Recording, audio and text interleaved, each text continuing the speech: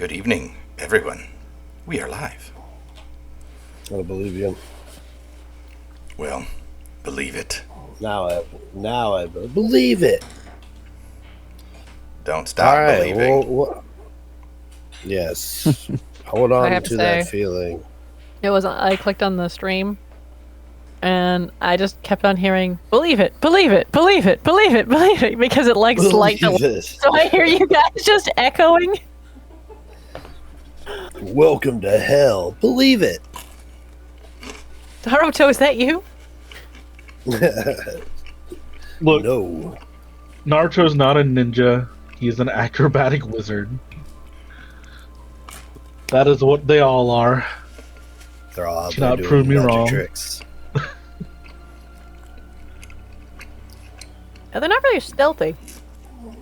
They Not at all. don't stealth ever in the show. Ever. It is always run up, catch these fucking hands. All of them are Way of the Elements monks. All of them. I would love to have like substitution jutsu as a skill, because just to be able to become a small piece of wood at any given time, I would escape so many situations. Like those awkward times where you're talking to somebody but you really want to leave, but you don't know how to just cut off their conversation and they won't stop talking. Just be like, well, and clap your hands and you're a fucking log. Just a log falls down in front of them. Yeah. They're just screaming in horror. It's best if you've never done it to them before, too. Yep. You're like, oh my god, Xander, why? So you just turn Just into never an explain object? No, they you never watch Naruto, but they do substitution jutsu. It's always some piece of wood that they change themselves out from. I was about to say, if it's an inanimate object, technically, if you're going by D&D rules, a corpse is an object. You want to really freak them the fuck out. Just clap my hands and fall over dead. Well, at least that's what it looked like to them.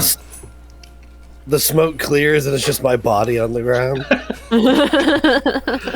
That's way better than a log. Yeah. But then you're still in the premises. The whole point is to escape. How can you escape as a log? I think I'd Rule want of it to two, get look. away. I want it to look like my body, but like as they're freaking out, the air hole, the air hole opens up, and I just Hear me out. around. Right? I'm pretty sure they'd run away if You they like just full on if you just dropped it. Geppetto, make it yourself into like a Pinocchio puppet, and then substitute that in, and you're like, oh my There god. you go. There you go. Terrifying. As Well, it comes out, it's like I'm a real boy, and just falls apart. Don't the other nations turn into like various other elements? Like the water ninjas turn into water? They all have their own substitutions, yeah. But like, I mean, it's clones. I'm talking about substitution jutsu, where you switch yourself with an inanimate object as a diversion. Anywho, welcome to fucking Storm King's Thunder. I forgot we were live already. I am Vader the Mad, your focus DM for the night, and this is Reign of Storms, Sunday nights. And I'm currently dealing with the storm over in my neck of the woods, so I surely hope no trees have any beef. There are a couple that are laying dead in my yard at the current moment from where the neighbors have been clearing the forest around their land. So, who knows? I could be subject to their ire tonight, so pray for me, everybody. You know what's going to happen is Chug's going to lose power. That's what I was gonna say. I'm like, you anger the trees, Chug Man feels their wrath. Last I'm a thing you're tree gonna see wizard. is a branch just Lightning. come through my like on the back of the screen. You're just gonna see a branch come flying past my head, and then it's gonna cut out. And then we're just see like Chug get sucked out of frame. Just a vine wraps around. Yeah. It's not even like full terror. You just hear me yell, "Not a fucking again!" Willow, no.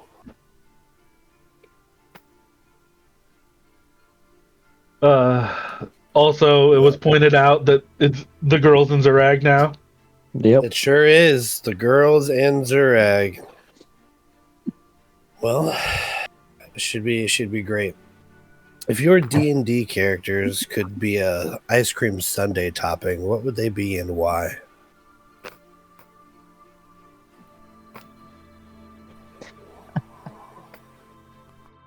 Cherry syrup, because it looks like blood. I don't think I'm high enough for this yet. I don't know. I think it would be like a cookie crumble for Win. It would be like a brandy for Merc. Hell yeah. I guess for the rest, it could be Thinking like a split banana.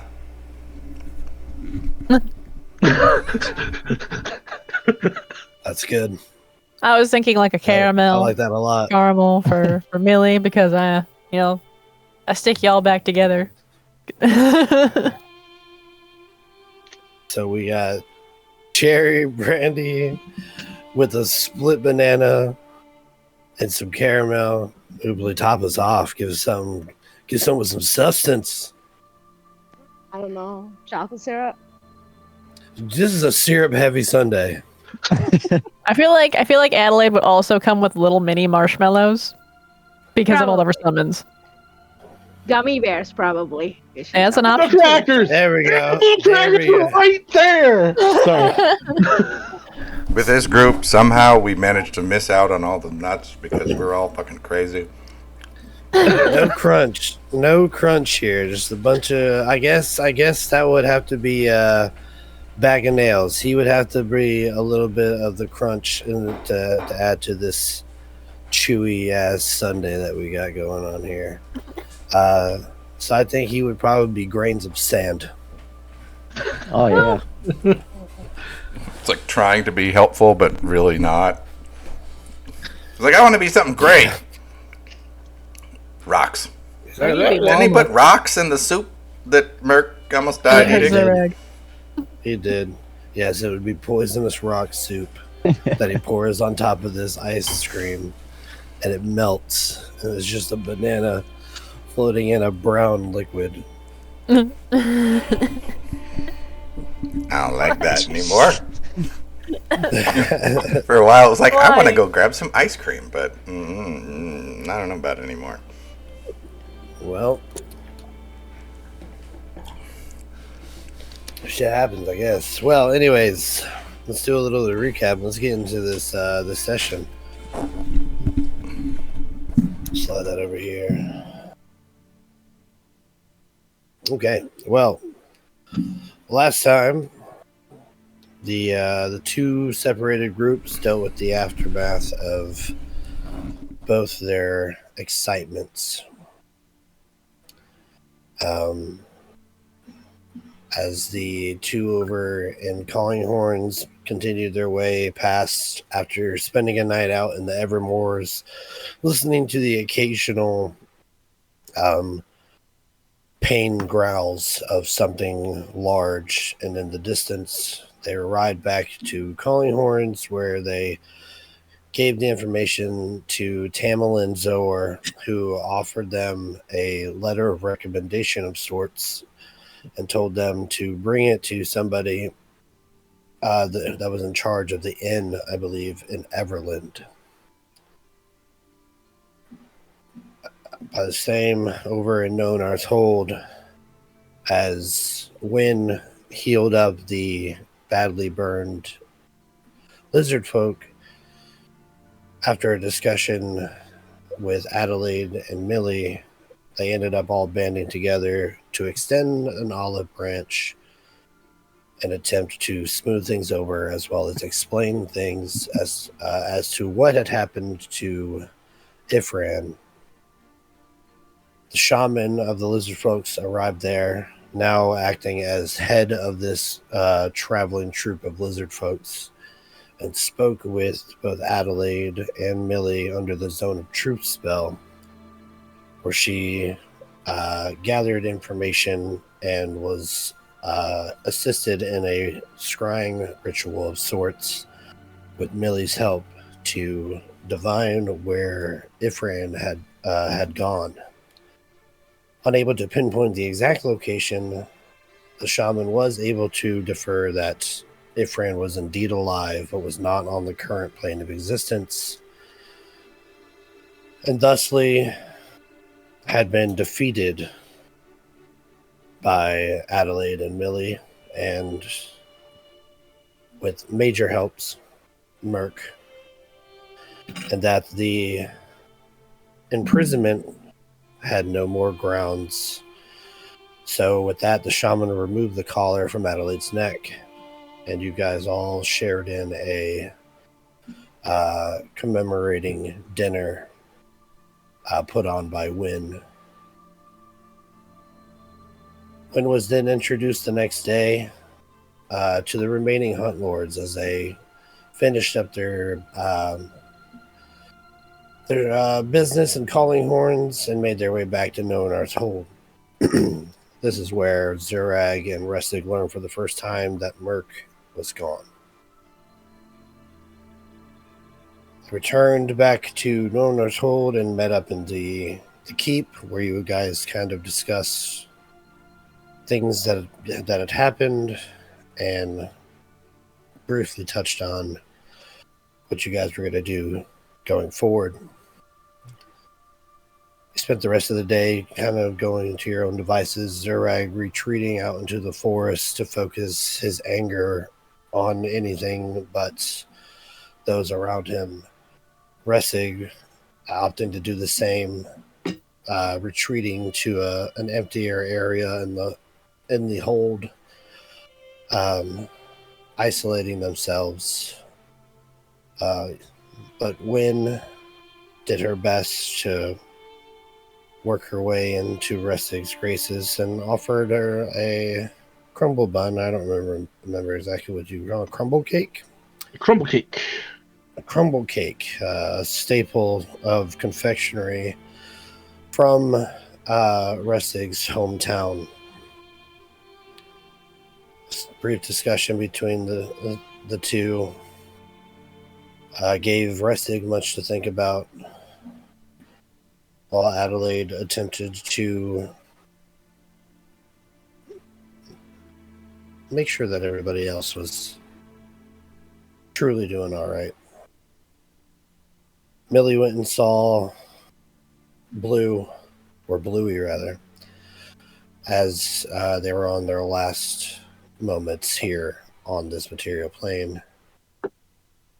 And with a sad goodbye, the final iteration of Bluey left behind a small single scale, which Millie brought back to the hold, and you guys all turned in, ready to begin the next day. And that is where we begin tonight. The morning air is frosty as the sun begins to rise above Noanar's hold. The streets are already showing signs of life as hearths begin to alight as their tiring embers of last night's fire feast greedily on the new timber that is given to them. Similarly, small exterior pyres roar into existence as workers prepare for their morning chores. Small flecks of snow drift lightly from scattered morning cloud cover, and frost gathers on the shafts of wooden axes as they are gathered up amongst groups of woodsmen setting out to gather lumber for the construction needs of a growing population. Inside the town's largest building, the Hunt Lord's Keep, the lightning sky begins to creep through the shutters covering its windows. And as we approach, we see a large set of stable doors fling open as a small dwarven man pushes a hefty cart of horse manure and fouled hay out to the main yard. The back of his cloth pants are torn out, revealing a blushing bottom.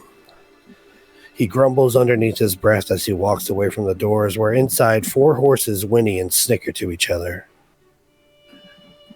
As one chews on a torn cloth swatch, the dwarf turns around suddenly and narrows his eyes, holding his 2 fingers to them and thrusting him in the horse's direction. At his side, a fist clutches the handle of a dagger.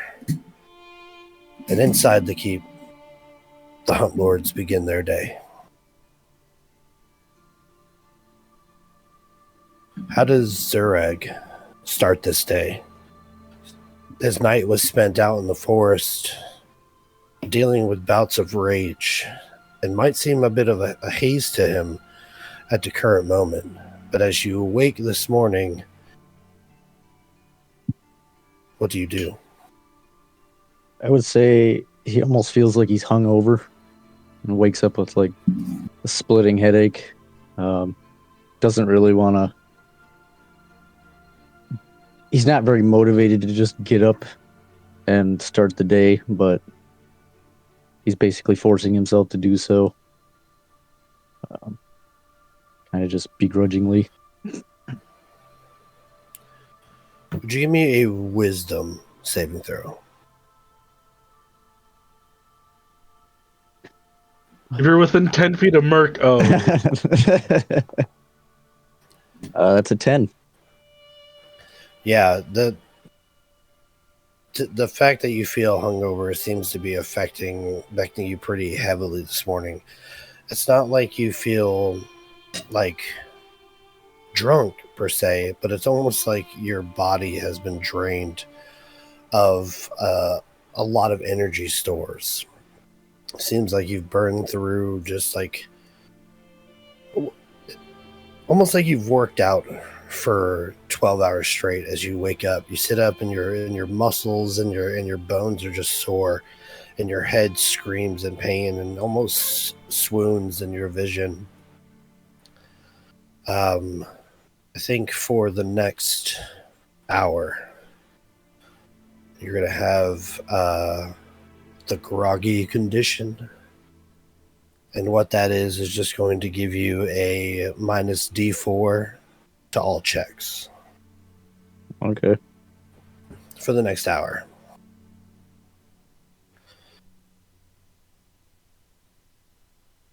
As you wake up, and movement can be heard in your room, groans, pain, and sluggishness.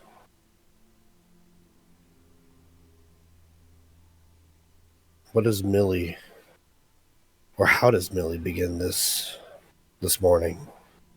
So Millie is normally pretty reluctant to get out of bed anyway. But today she's just laying in bed. She's got the covers like basically over her head, and she's like, kind of like just holding like a childhood like stuffed animal toy that she's had kept in her bag, just like kind of like just clutching onto it. They like not leaving in bed. She's just like, I don't have the will to get up yet, and like this, like the only thing that's bringing her comfort right now is holding on to like this childhood toy that her parents made for her when she was younger. She's probably not gonna get out of bed till someone comes and checks on her. There's a small sliver of morning light eking through the closed shutters of your window, strategically placing itself right across where your eyes are. You shut your lids tight to try to drown out any of that light and remain in the darkness as much as possible, pulling the covers over your head, clenching that stuffed animal to your chest. And you stir for a moment, not quite awake, still half asleep. And as you pull that blanket over, adding an extra layer of darkness, you slip into a little bit of a light sleep where the darkness kind of encompasses you again, but then you find yourself feeling movement underneath your head. And then kind of underneath the top of between your shoulder blades. And you instinctually grab the pillow, fling over the covers, and toss the pillow over onto the dresser. Door flies open, and in comes Merc. Are you in danger? You point as you shout at the pillowcase, and Merc instinctually swings his flail down onto it as you cast a firebolt. As this pillow is defeated, your eyes open underneath your covers, and you pull them down slightly to an empty room. Pillow still tucked underneath your head. You sigh as you lay there. Ressig, how does the morning begin for you?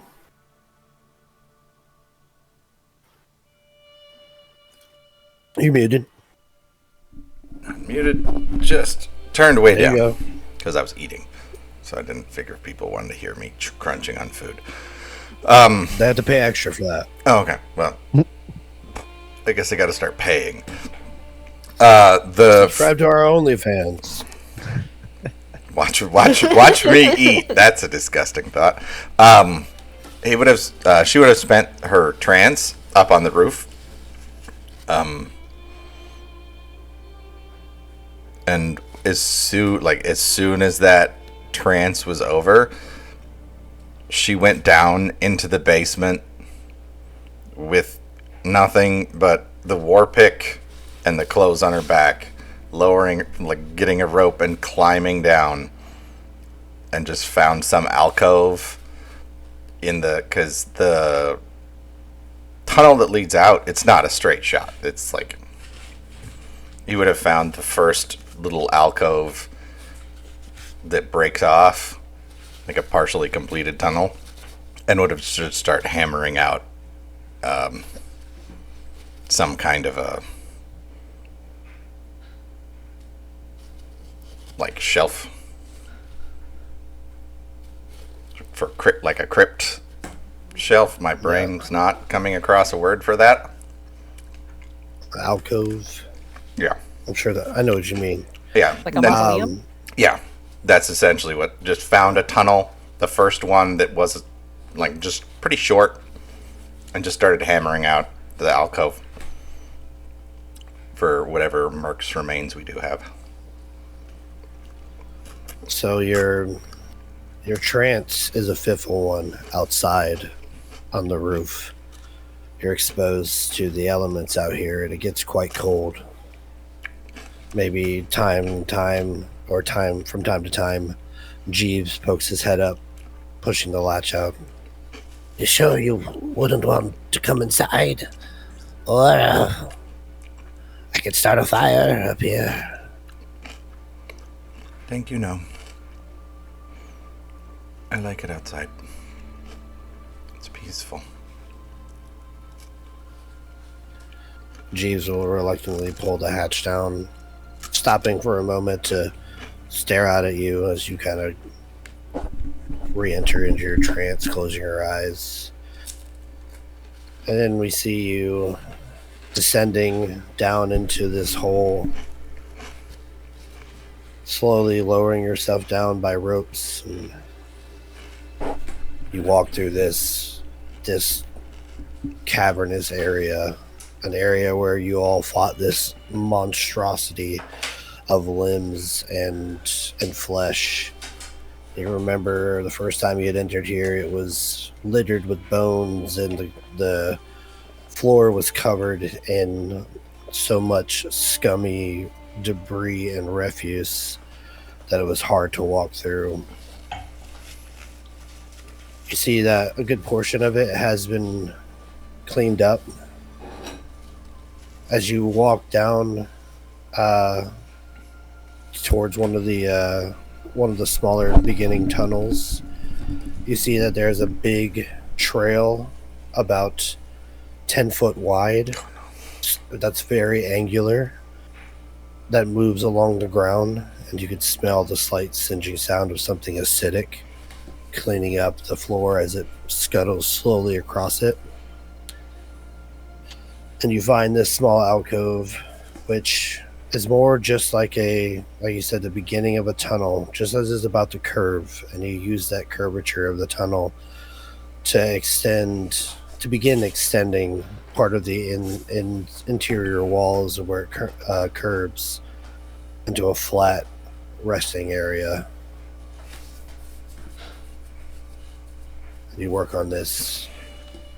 Your pick sparking as it hits into the stone.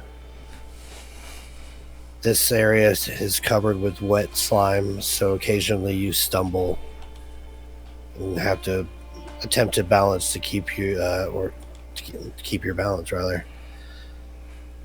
Maybe a frustrated moment comes after you fall to your knees. You can feel the pain of a now freshly opened skin as it roughly rubs up against the rock. You look down and you can see a distorted image of yourself just shining off the sheen of what covers the rock here. And even in its distorted form, it's probably one of the few times that you've actually stopped and taken a good look at yourself in this form that you are in. Pick yourself back up. Continue hammering away at the stone. The sound of metal meeting stone disappears as we travel back up this gigantic shaft into the hold. Adelaide, how do you begin this morning? Adelaide spent the night tossing and turning, not really getting that much sleep. Thinking about all this chaos that happened because of her past actions. So she wake up and she would lay in bed a little bit, just thinking of her parents. Probably Ifrin tortured them to get information, and they're probably not alive anymore. And she thinks about all the lives lost, and how brave her friends were helping her out.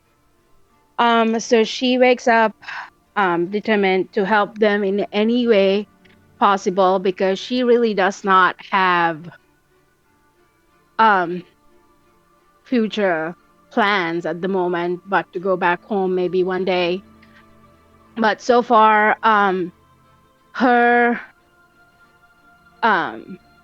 what she was running away is gone now. She's free. Ifrin is not coming after her anymore, so she's relieved, and she's just ready for the day to help any way she can. And she's just she's happy, but she's like happy that she's free, but at the same time she's just really sad inside of all what took place. And she lost a friend. She almost lost a friend. So yeah, she's happy, but she's not really like overjoyed that she's free. So she wakes up to face the day and help whichever way she can.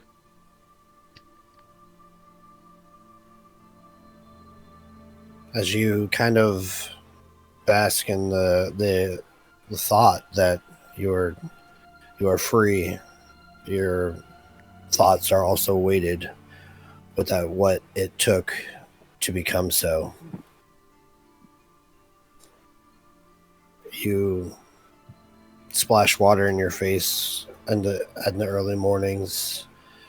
The water basin ripples as the excess water drips off your hands, running down your arms before it drops in little droplets into this basin. Put your hands to the side of it, looking down as you just let your face drip into this clean water, the refreshing coolness of it jolting you awake, spurring those thoughts of, I will do what I can to help the people that are still here.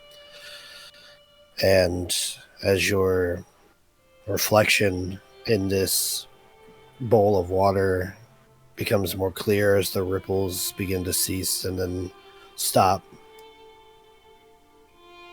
you can almost see past your reflection in the water, and you see you in a cage.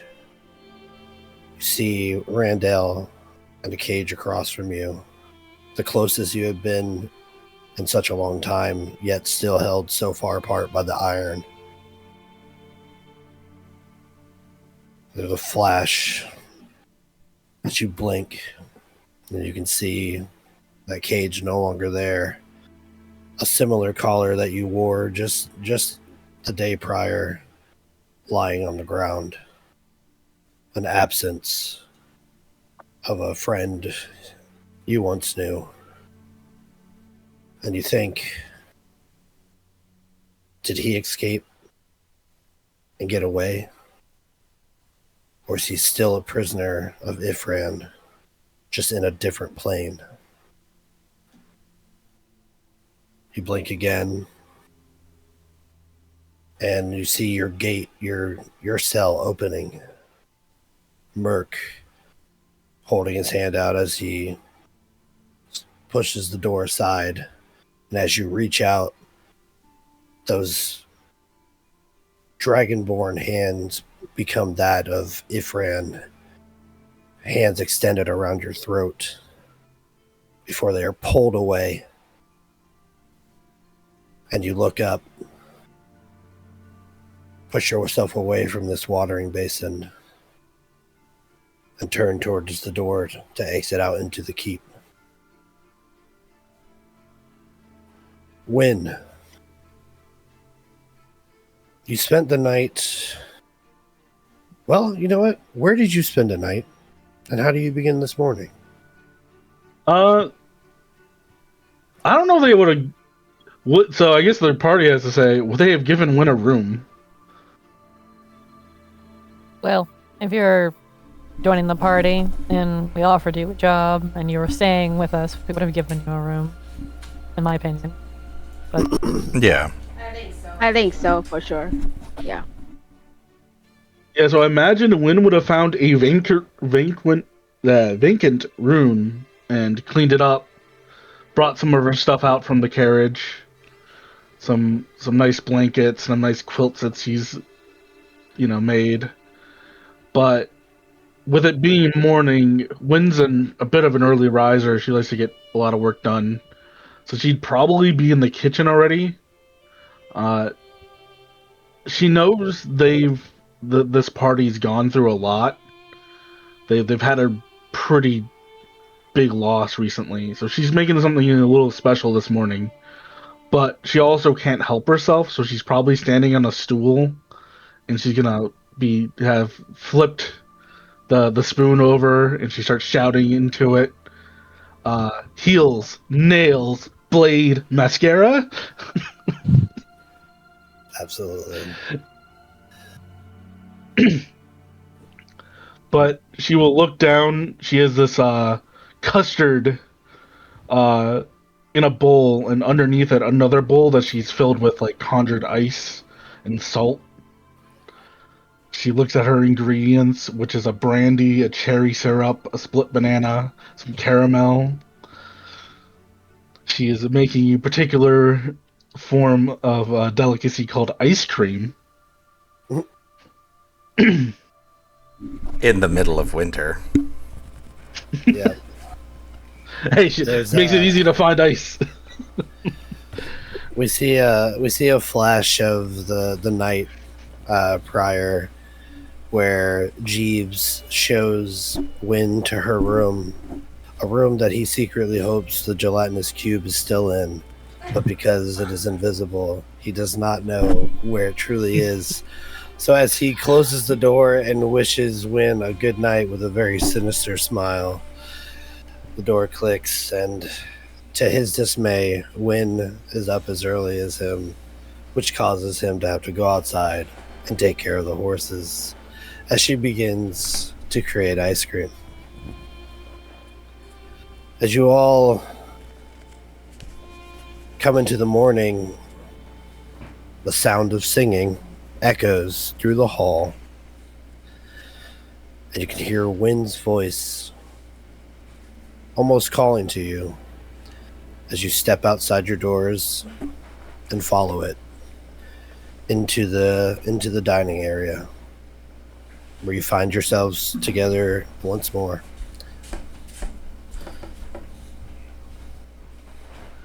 Resic would have come straight out of the hole, so still covered in dirt and bloody hands and looking like hot shit right about now.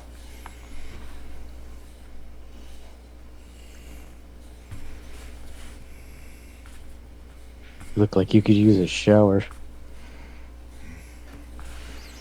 Also, we can click the long rest button, right? I thought we did already. Yes. Yes. Well, I don't think it did. Yeah, you should. You should have, but I don't think you really use much except a couple of spell slots, so that's fine. Continue. The bath would be nice, but the work's not done. There's so much still to do. I think a bath is appropriate any time, especially, if you got to get back to a lot of work. Get a meal in you, get warmed up.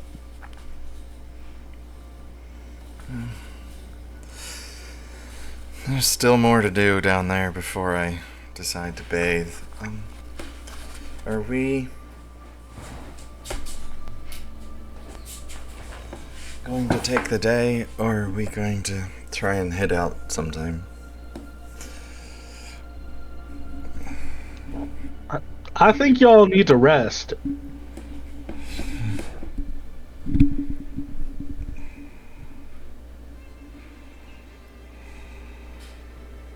I have time to rest.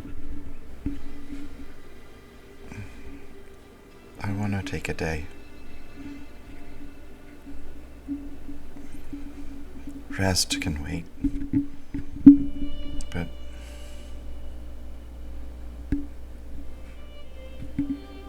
I want to finish what I'm working on.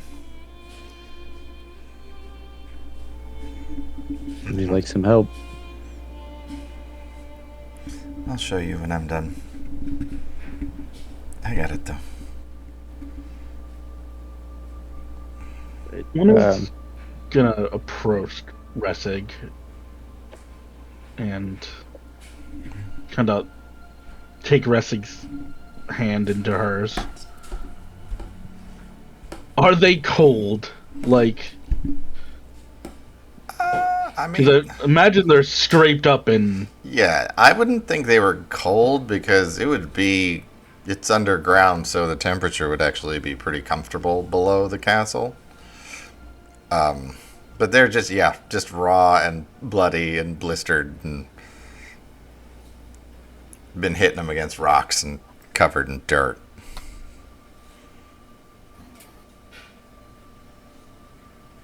One is just gonna kind of run her hand over the scrapes.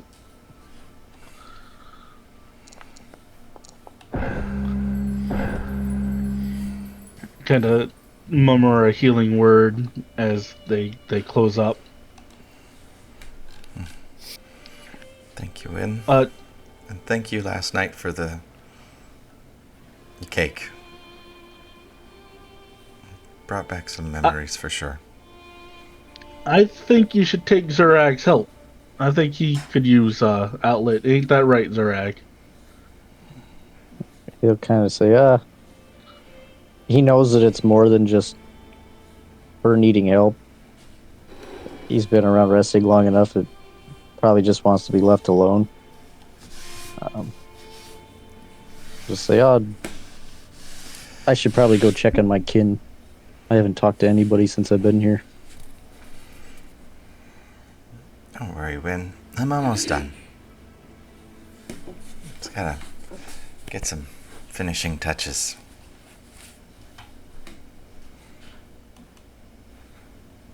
She'll nod slowly, but she'll also.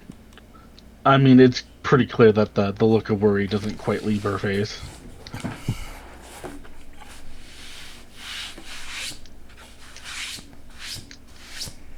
She'll kind of look around. Have Millie and Adelaide got downstairs yet? No, Millie's still in her room. Adelaide probably will be coming down as you guys are talking. When we'll go? I think we're still missing one of y'all. Do you want me to go fetch her? You guys can go ahead and get, tuck in. Also made crepes. Was it creep? I was about to say the same thing. What? Actually, Ressa could probably know what a crate was, considering things. I mean, obviously, it's player me does, but Surag wouldn't know what the fuck a crepe is. It's this. It's like a really thin pancake that you put stuff in. I prefer. I mean, I've had them once before when I was much younger. I preferred the sweet ones over the savory ones. What's the point of it being so thin? Food's meant to fill you up. It's the stuff on the inside that fills you up. It's like a wrap. You wrap it up and you hold it all together. They have this really tasty stuff back home that is... Well, why don't we go get a crepe and you'll know what it is, and try to sit here and explain what it is.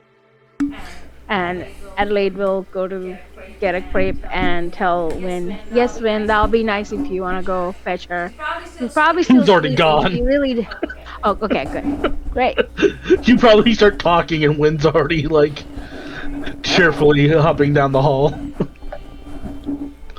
She's not a very good, chipper morning person, so be mindful of thrown objects. Wynn has a magic power for waking people up. She, pulls out the mug, says the magic words, hears Jeeves groan somewhere as she goes, "Live, laugh, love." Walks into the room with a hot cup of coffee or a cup of cocoa.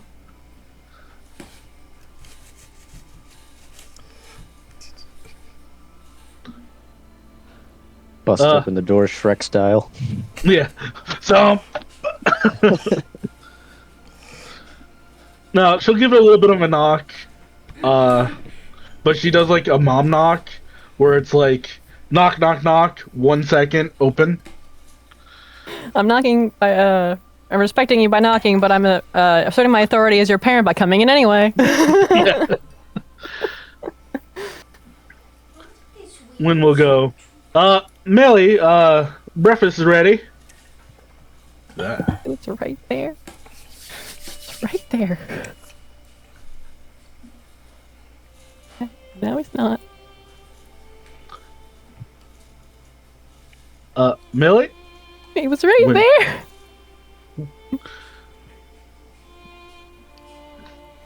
Oh.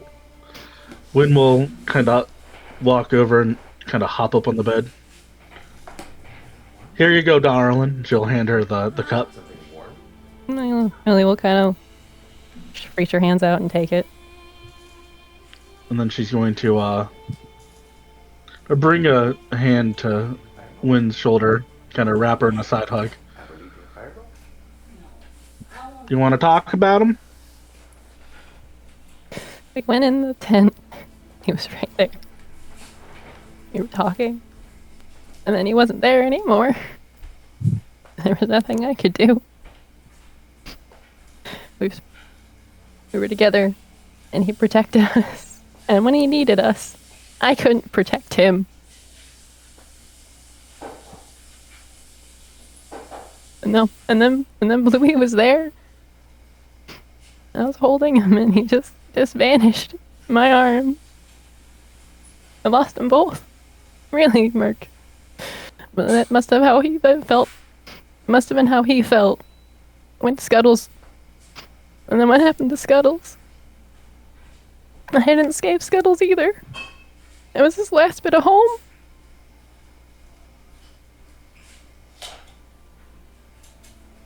Wynn kind of nods along and she'll go, I see. Did you say what you needed to, though, to Scuttle? Or to Bluey? Yeah. I let him know that we're gonna miss Mark. And I hope he passes along the message.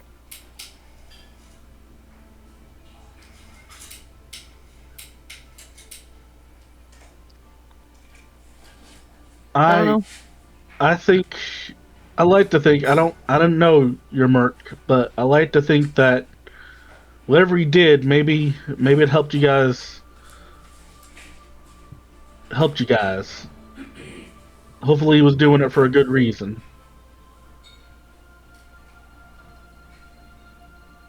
Do you think he was doing it for something good?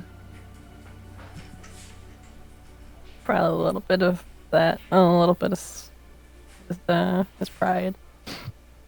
He was helping Adelaide. We all were. And then I definitely think if Fran pushed a couple buttons. I don't know if Merc was thinking. He had to have known what that was if he did it. If I was a few feet forward, I would have been in it too. I don't know if that would have been better or worse. I could have helped.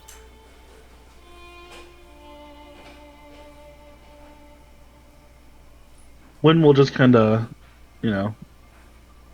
give Millie's shoulder a squeeze. She'll go. I would imagine he probably didn't want you guys to go with him. I think he wanted y'all here.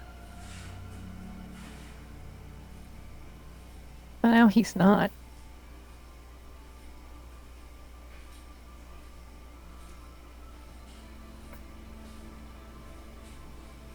Wynn will just kind of nod. And she doesn't have much to say to it besides, I believe, with how Ilmater teaches us, that we see our loved ones again. I really do. So I think you just need to be patient. And I think you will see him again. Millie will kind of pause and like almost stare into space as if like deep in thought. And then she'll kind of look over at Wynn and she'll be like, he was a hunt lord. Well, of course he was one of y'all. He does come back, right? He's supposed to be stuck here. Wynn's eyes will widen at that a bit. Well, I mean, yeah, I'm sure he's with y'all in some way, but what you're saying sounds kind of like an undead. It wasn't quite like that. I don't think. Maybe it's because we don't have anything of. And like she's like trying to like think of it like on like she's just thinking out loud, and you're like, I don't know. Really, it's just what if though is kind of like what she like kind of like leads off into. I don't think we're supposed to break the Raven Queen's sacred rest. When we first got Raven Queen and Faerun. Shit. There's we no. first, It's canonically accurate. I'm we fine first- with it. It is Raven Queen. I was thinking Kelvenvor, though. when we Yes. first got here, there was the ghosts, the hunt lords, and they went over to we exorcised them, killed them. I don't know what really you do with ghosts, but they basically told us we were stuck here too.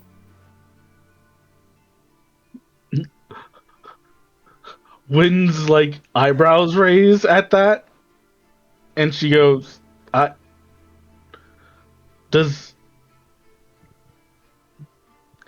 Did y'all sign something?" Kind of forced into it a little bit, kind of. To be honest, player me doesn't remember. Did we sign something? Yeah. Well, would Wynn have any inkling in what this could be? You can give me like a religion check. Go. 13. I think how you're playing it kind of fits. Like it sounds like something you know, but you don't know exactly. Wynn will just go, how about we get breakfast and we do some talking? Everybody's already all awake, and I,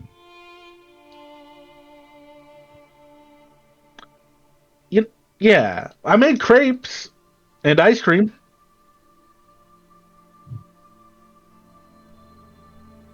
Millie will rub her eyes, getting the tears off her face, kind of like, like when you take your hands and you put them against your eyes and then you like rub them down your cheeks and then like kind of like wipe underneath your chin because the tears are definitely running down her face, dripping everywhere. And she'd be like, and like she's again the messiest bedhead you've ever seen. She's just like, I'll get ready and I'll come down. Wynn will kind of dig into a bag and she'll go, I can help out some. She will pull out a brush.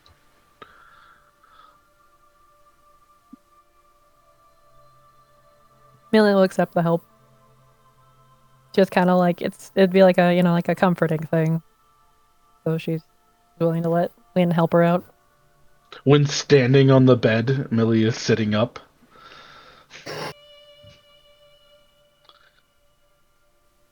That amuses me greatly.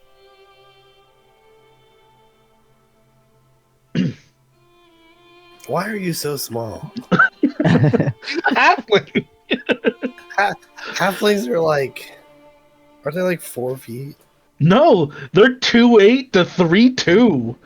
They're small. Hobbits were that small compared to people? Yeah. Good lord. Well, eventually you all do find yourself sitting around the Hunt Lord's table.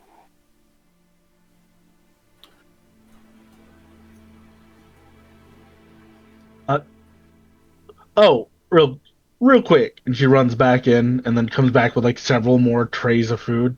She just starts throwing them in front of Zarag. There's just like bacon. There's like a turkey leg.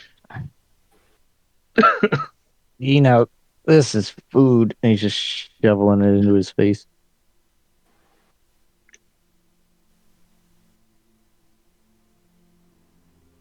When will Resic has turned into a dog.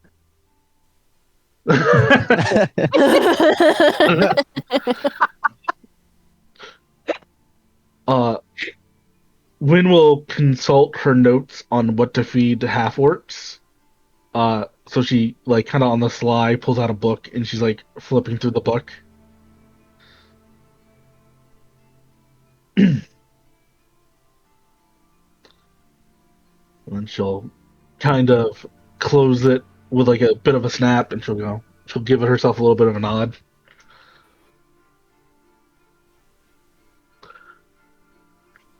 And she'll just kind of go, so, I don't know if... I was talking to Millie a little bit, and, y'all kind of signed a contract for this place?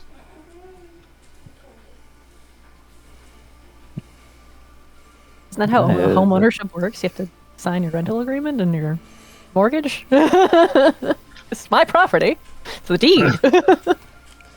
In the manner of speaking, I think we signed for the place. We own it, so yeah. Who offered you to sign for it?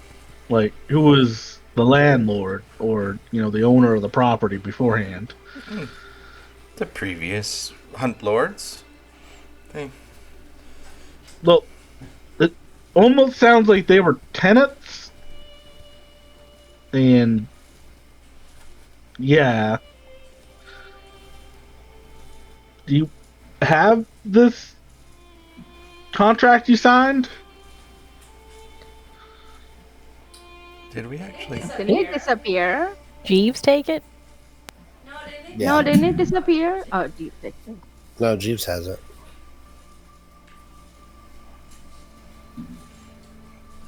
Be a fun conversation. Win. Jeeves is on the block painting. Yeah, we just don't know it. When we'll go, I mean, so you could ask him to see it again, right?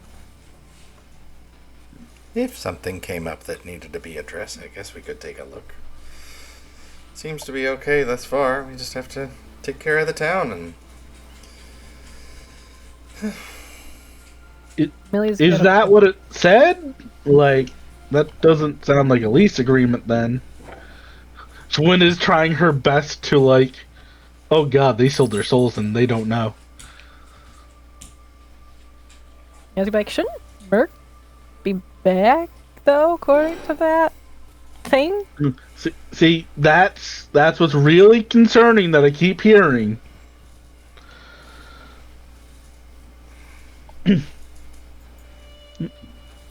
Maybe we get Jeeves in here.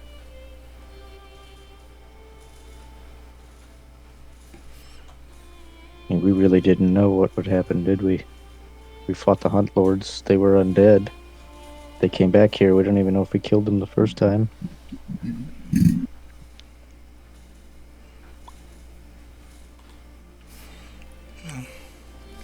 guess we could take a look. Anyone seen Jeeves lately? I think he was caring for the horses.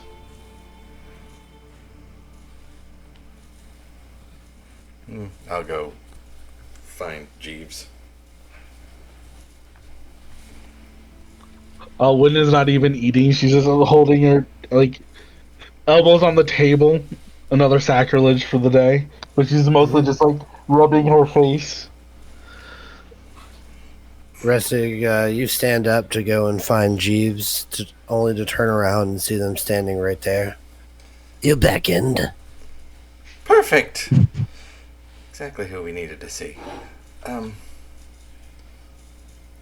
Wynn had some questions for you about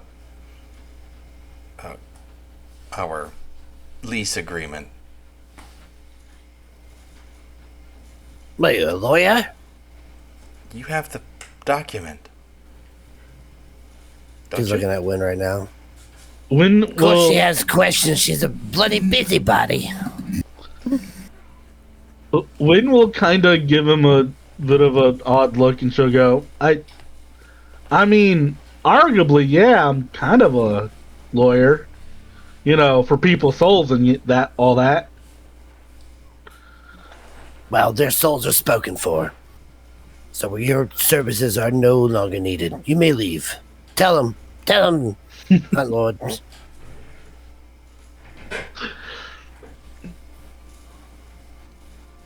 Jeeves, is your ass hanging out? That's all Zereg's looking at. As everybody goes, just like Schultz.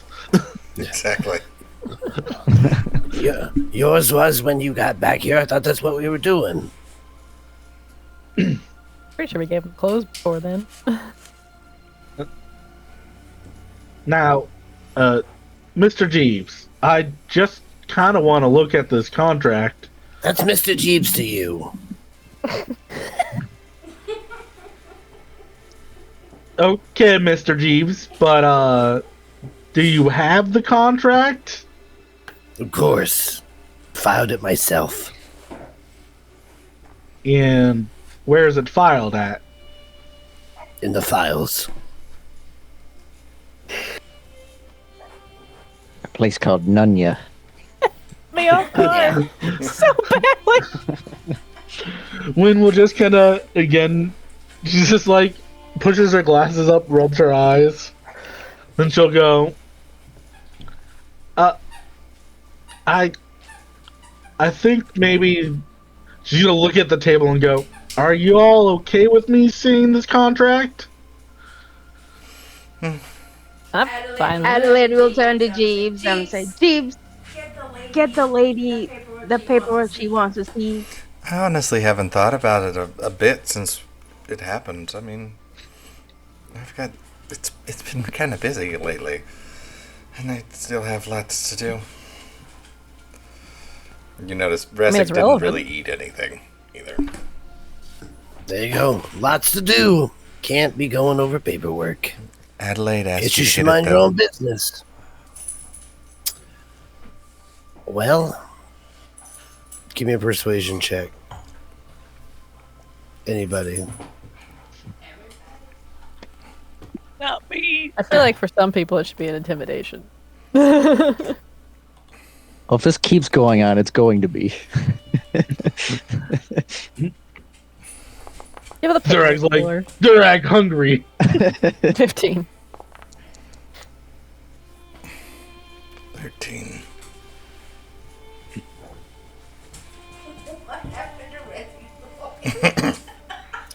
I don't know. Okay. If Wynn wants to look at this paperwork, follow me. And he begins to walk out of the room, down the hall. Wynn will hop off her chair and follow after him. Brings you upstairs, almost into like a small like attic area, and there's a door, a very small door, about half your size. God damn. Yeah, very small door. Well, there it is. Just opened up. Right inside. It's where all the documents are kept. Here's the key. Have at it. He tosses you a key. Wynn will look down at the key, look at him. She's not stupid. You mentioned something Is about having a this- backup character for Win, right? Yeah. Is this a trap, sir? That didn't even roll. That slid.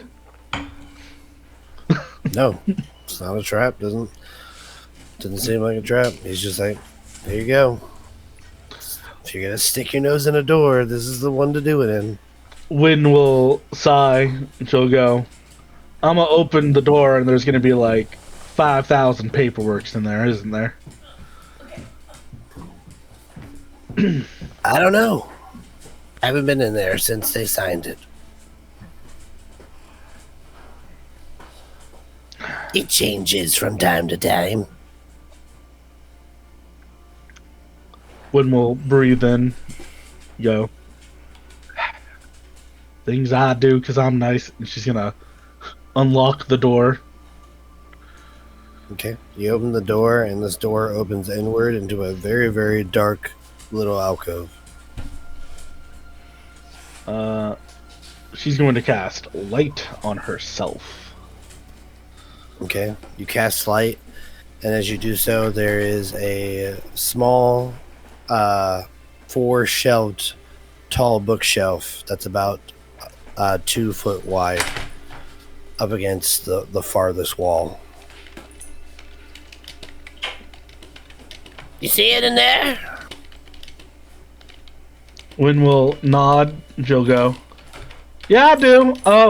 Thanks for the key. And she's gonna kind of shuffle back. I'm gonna go get help. And she's gonna just head downstairs. But you need help. It's right inside. All you gotta do is bend over, reach inside nice and deep, and pull it out of your ass. Mind your own business. Yeah.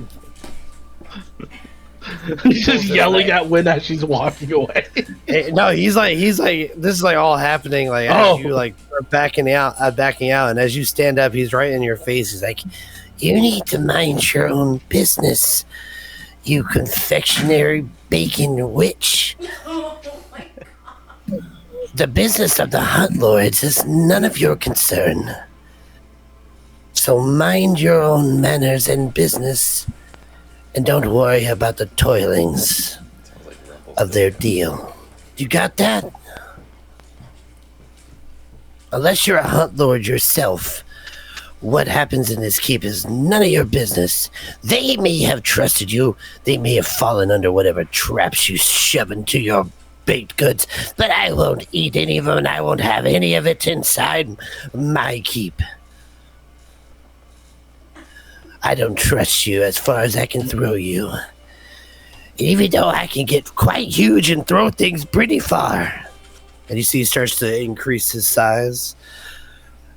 I don't think I can throw you very far. Like, is he just puffing himself up and getting up on his tiptoes? Yeah. Wynn will just go, well, I mean, they hired me, so kind of understanding how this business operates is They kind of... hired you as a cook, which they are foolish for doing so without even vetting you. I've never even heard of you. All bakers have renown. Who are you? You've never baked a loaf of bread in your life, and you know you're a false baker. Wynn's eyes will finally flash with anger. She goes, now you take that back. I'll take a lot of shit from many people, but don't you ever insult my bacon. You hear me? She shoves, like, pokes him in the chest. She's like, it's a lot of strength. Give me an intimidation check against I feel like she would have said Jeeves. flack. I take a lot of flack from a lot of people. Come on, Wynn.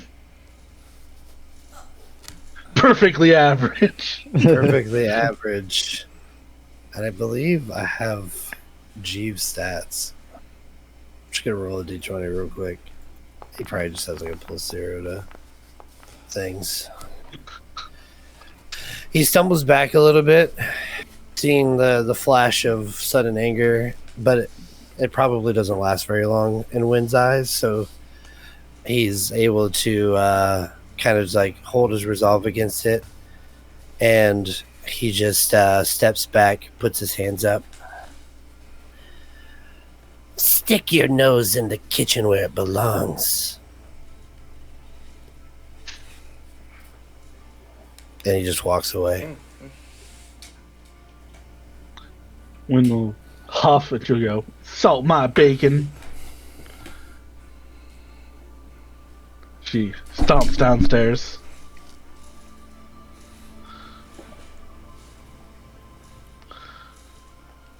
She'll go,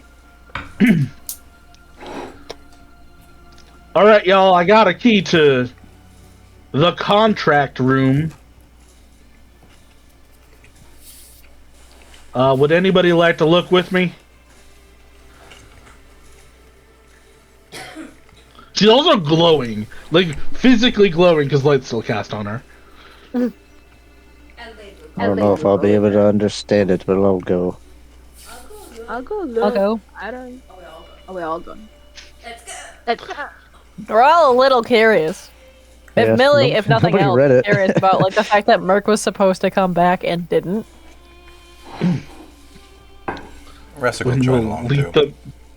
Lead them back, and then she'll gesture to the tiny ass door in the tiny room, and she'll I go. will make bigger door. The room, right? How is it shaped? Like, is it a wooden door but like stone wall? Yeah, it's kind of akin to every other room that's in here. Just really, really small. Sad. Didn't need to prepare a certain spell. Wynn will, she's gonna use this. The door is small into a small room, or the door is tiny into a normal size room? The door is tiny into a small room. Okay. She's gonna go, Zerag, if you catch the door as she just, like, widens, like, the stone just pushes away from itself. Mm-hmm. She'll, like, move the door frame away now, because that would fall freely at this point. She's like, I said we just bring it out into this room, and we can go through it.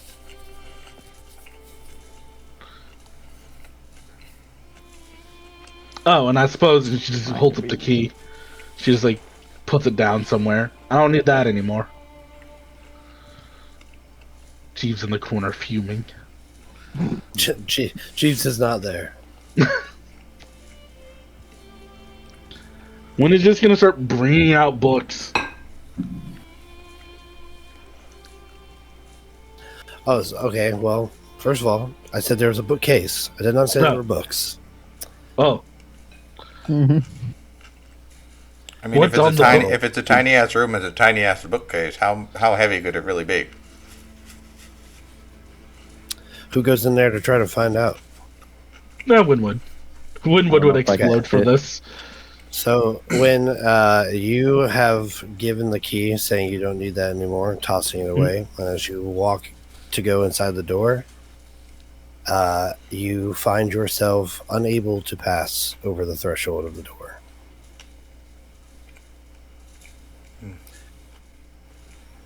She'll go. Well, she did stone shape the way to be bigger. Mm-hmm. So she'll try to go around the door. As you try to walk past the threshold of the door, or where the door was, you find yourself unable to do so. In fact, what you guys see is Wynn step in to the space and then immediately step out as if they just turned themselves around real quick and are walking the opposite way. Is this similar to what happened with the tunnels? I don't know if you were there for that. That's true. I was not. Only person who saw that was Adelaide. What the hell are you doing that for? Something's wrong with this room.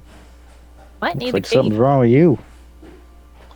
Well, Millie, you try to get in there. All right. Billy will crouch down, assuming that it's probably taller than she, or shorter than she is tall, and she'll try to go in.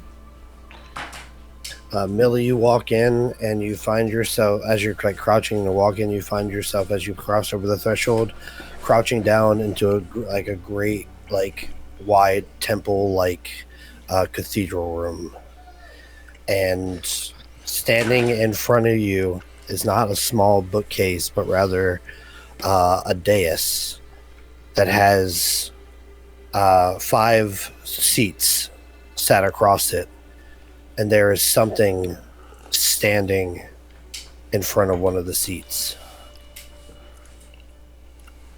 Can I see what that is right now, or do I? I might just pop out. I'm gonna pop out. Okay. I'm gonna pop back out and be like, that is a huge room, a dais, and there's a bunch of seats, and then there's something in front of it, and I did not want to find out what that was without assistance. Wynn will kind of gesture to the room and go, did Wynn see her disappear? Yeah, as she walked in, she just was gone. You see the back of her. It's almost like as soon as she steps in, it's like you're looking through the big end of a set of binoculars. So she's really far away. Wynn's eyes will kind of widen and she'll go, well, now she's gonna scramble back for the key. She's gonna go, Perhaps you're not allowed in here. well, he gave me the key, so maybe. She'll gesture to the door and try to walk back through. He's never been one to be very helpful when he's in a mood. Sometimes he says things and does things that are frustrating. He might have given you the key because he knows you can't get in. But you can try. Wynn will try, but she's also kind of on guard for a trap at this point. Because shenanigans are definitely afoot. Okay. This time, you walk across the threshold, and as you do, you can see. No, you're on by so Millie's come out. So as you do, you switch right back around and walk right out. It's like a split second. You guys watch her step in, and then almost as if another copy of Wynn is stepping out the back of her head. It's the front of her. Wynn will just go,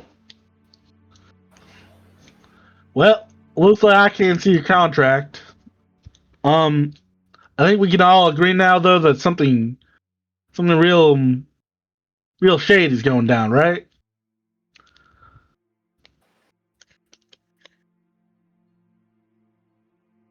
Something does seem off. Come on. Does seem a bit Let's just go. weird. Do you think that was Merc?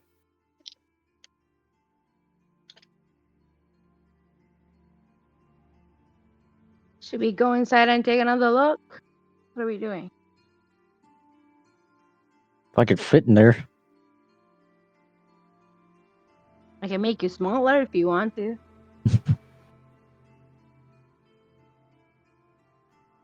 Got problems? We got solutions. Why would he make this Oh, yeah. door so damn small anyway? Even he can't get through it. But I think, as you say, maybe it's Merc. Resic certainly has a kind of a far-off look on her eyes. Maybe it is him.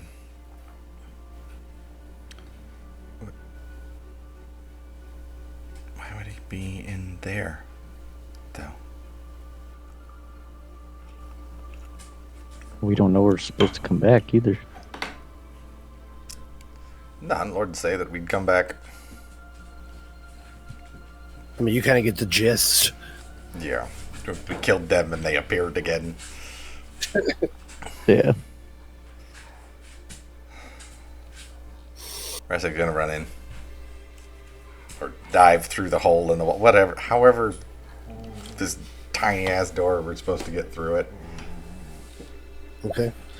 Restig, you cross the threshold and you see the same thing that Millie saw.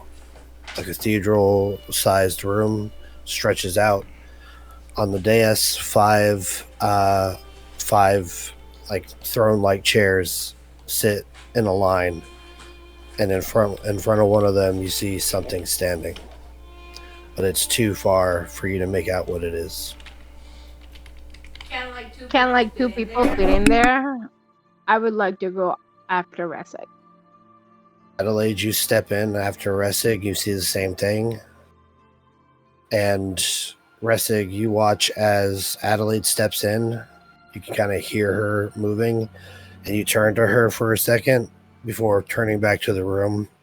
And there's now two things standing in front of the chairs inside. What the hell's going on? I'm gonna go forward to where. Resig would walk with her. Okay. Drag will go in if he's able to. Millie will hold her hand out and ask Wynn if she wants to try holding her hand while crossing the threshold. If Durag comes in, do we see like three people in front of the thing? Yep. Wynn will nod and she'll go, I don't think it's going to work, but we can try.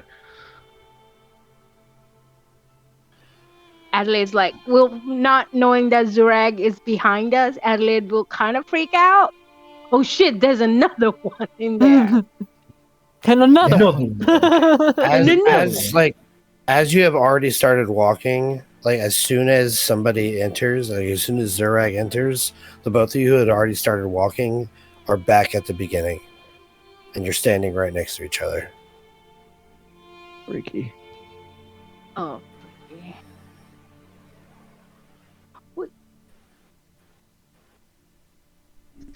Thanks for waiting. There was only one when I first came in, so. And then there was two in Adelaide. And now there's three when you got here, Zurag. So, and we had walked ahead, but when you came in, we came back to the beginning. If Millie comes in, we'll try walking together. So Millie's gonna hold Wynn's hand and Okay. walk forward. All right. As you cross the threshold, your hand trailing a little bit behind as you step forward, pulling Wynn in with you. Wynn, you feel the similar feeling of when you enter into this across the threshold. And then Millie, you are standing there with the other three, and Wynn, walking right back out. You see them on the other side, standing there, almost too close, as if you're looking through binoculars up close. And now there are four objects standing in front of these large chairs at the end of this large room. There's one empty, and then you can see it as an open gap in between the other objects that stand otherwise next to each other in a row.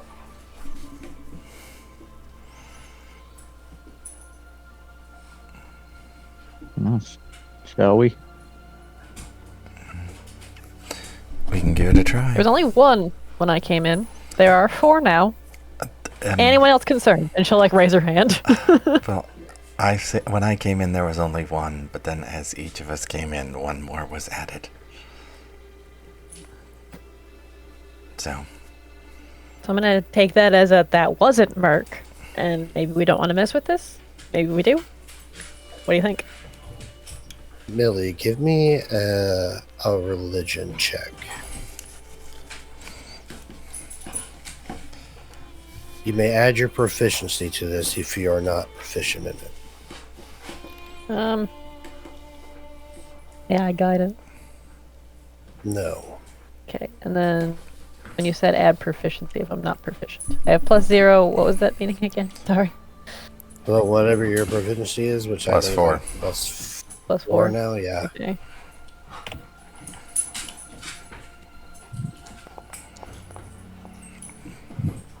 +22.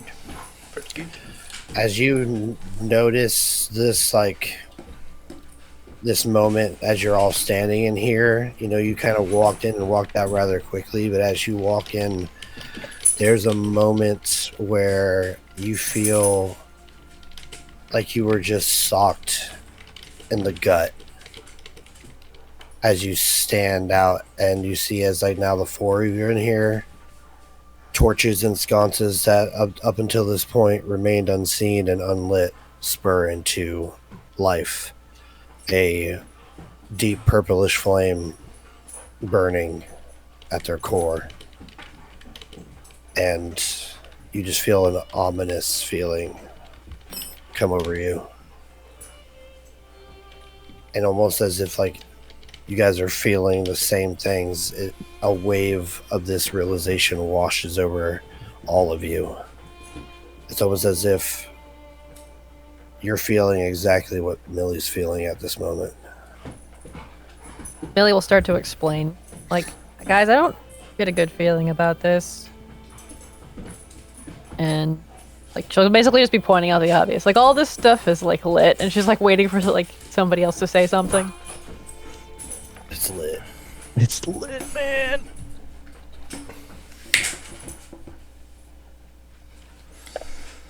Well, we have to figure out what's going on. I mean, we signed something we didn't even know what the fuck we signed.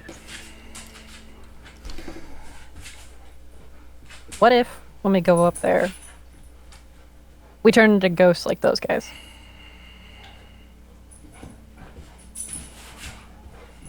And we're stuck. Well, then we can't be killed now, can we? Zurich just does not give a shit at this point. Millie will grab him. What if we get stuck?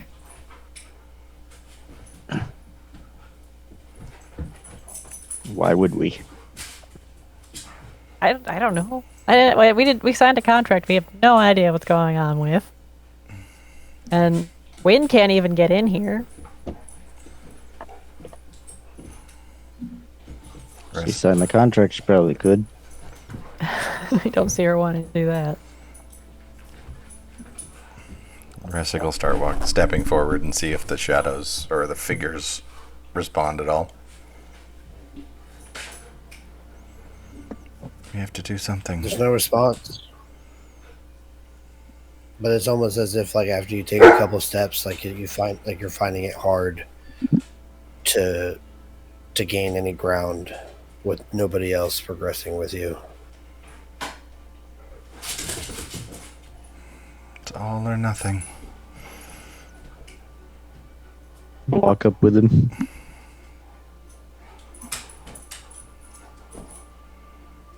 Millie will reluctantly follow. Adelaide too. As you guys begin to finally walk together towards the dais, you see that it finally gets closer and closer. You pass by these purple flame burning torches as you get closer and closer, and they seem to react to your presence as you pass by each set of sconces. As you get to the dais, you see what the objects were that are now standing in front of these throne-like chairs. Arranged in a line in front of each chair is a statuesque hourglass shaped in the likeness of each of you. In the spot where you can imagine Merc's likeness to go is shattered stone and glass, and the sand stretches out and runs down a rivulet that leads towards its corresponding throne. As you step onto the dais, it alights with the same purplish flame, but these start to become more greenish and ghastly. And there's a giant curtain behind this row of chairs in front of you that begins to shine a pale light from beneath it.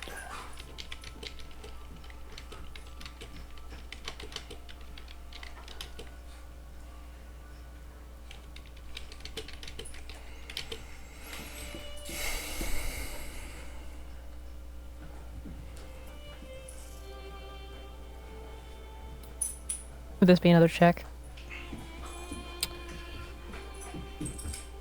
Tell me what you're doing. Honestly, I'd probably want to check for Arcana. See if there's any What are you like doing to check for it? lingering magic.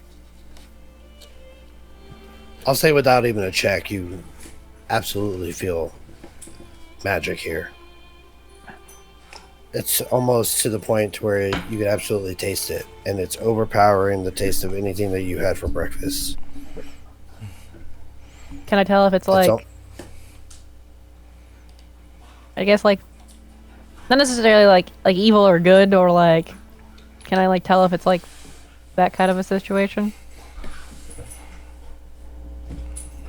Would that be another religion check or something? Yeah, you can give me an Arcana check.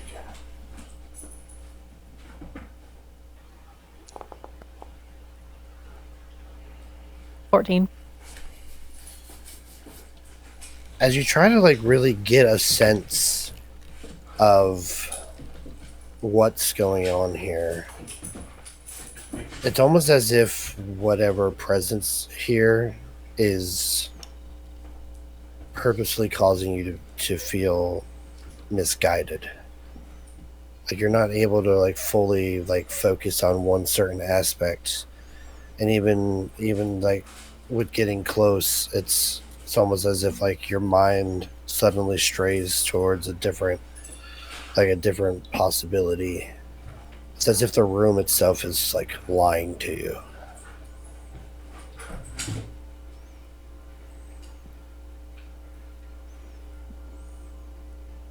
I don't know about you guys, but the sense of magic in this room kind of making me feel sick. Like I can taste it. I don't know how to describe the taste, but I can taste it. And I don't know. I feel like uneasy. And then Millie will look over at Adelaide, since she's the only person that like definitively uses magic. Do you feel it?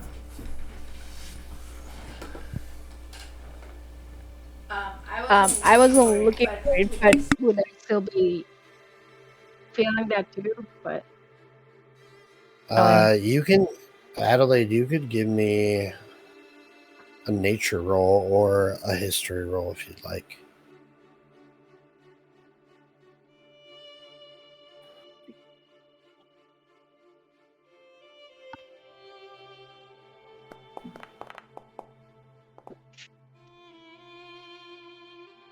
That's a 12.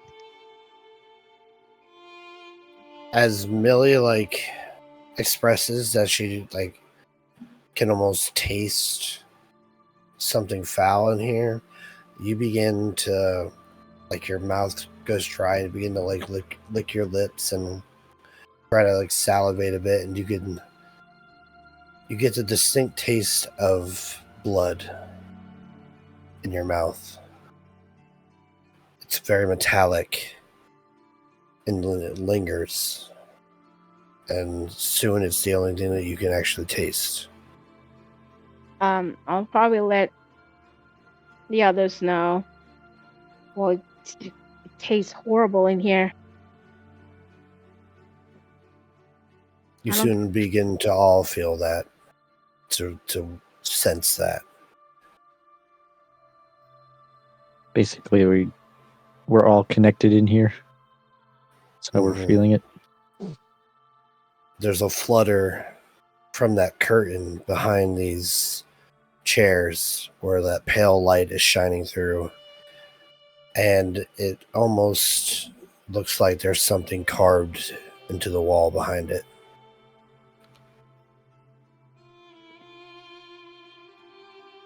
Adelaide will go open it. Adelaide, as you walk forward, you see this symbol which is glowing slightly, very, very lightly, a pale grayish green. And it is in the shape of a symbol. It stretches from the floor to the ceiling, the entire length of the wall.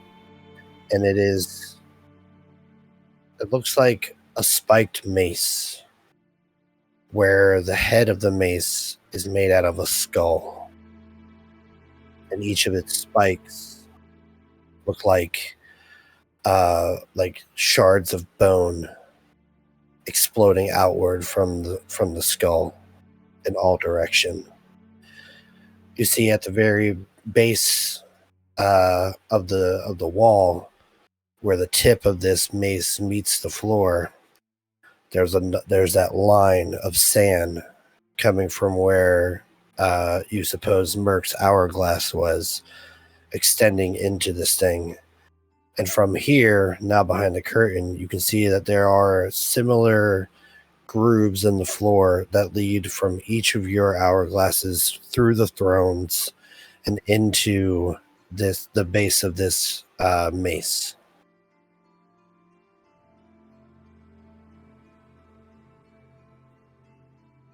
Those who are proficient in religion, give me a religion check.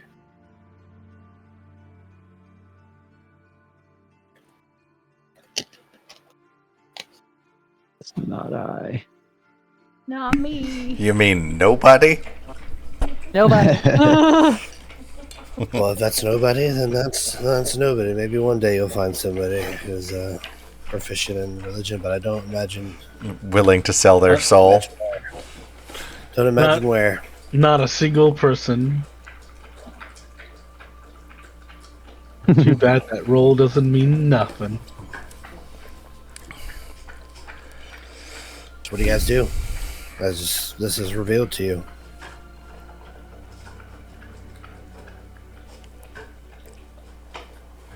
You guys think we would know anything about this? We should ask Jeeves. I don't think we'll get any Pretty sure our information out of website's him. Anyone good with a pen? Good with writing or drawing? Maybe draw that and take it out to win. Wait, let me take my phone and take a picture of it. If only. Yeah, if only. Does my sending stone have camera functionality? Not that model. Right.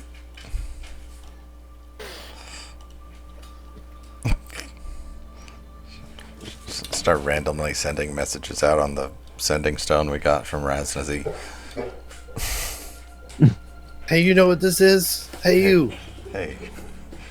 New stone, who What dis? is this?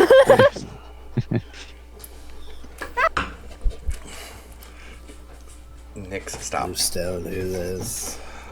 It was a good day. Well, I mean, can we... I think as Adelaide kind of shows the symbol on the wall, like reveals it, is there a piece of the broken hourglass that's...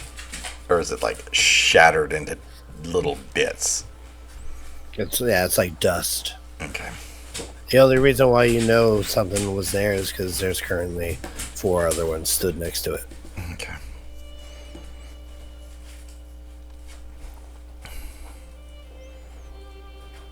I'm the button pusher of all button pushers. Actually, I think Chug takes the cake. Can I pick up some of the sand? Yeah. You kneel down, pick it up, and it just falls through your fingers like regular sand would. Fine sand.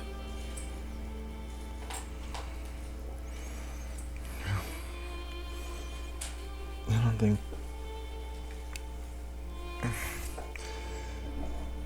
I don't know what we can do here. Whatever contract Jeeves said is here isn't here.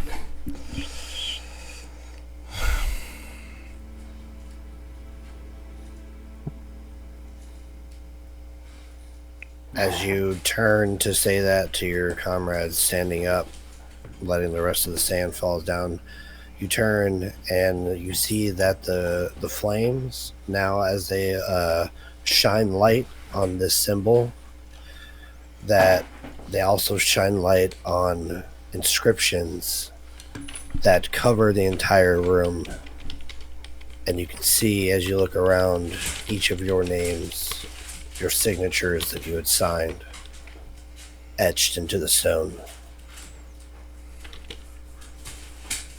Can we We're in the read contract. it? Or is it some language we don't understand? What languages do you understand? Common, Elvish, Giant, Goblin, and Halfling. Okay. I have a lot. Common and orc. Okay. Common, dwarvish, Dwarvish. elvish, giant.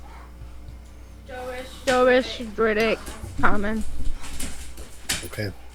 The only thing you guys understand is each of your names. I sit out here and speaking Infernal. Why do you know infernal? That's the Will real you question, sell isn't your it? soul for a Klondike bar? What would you do What for a would you- Klondike bar? Well, I guess I'd kill a man. Yeah, that's it. I'd kill a man.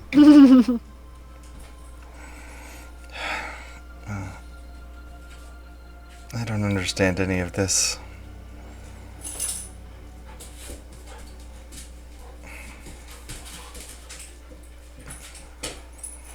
It's too much. There's not much else we can do here.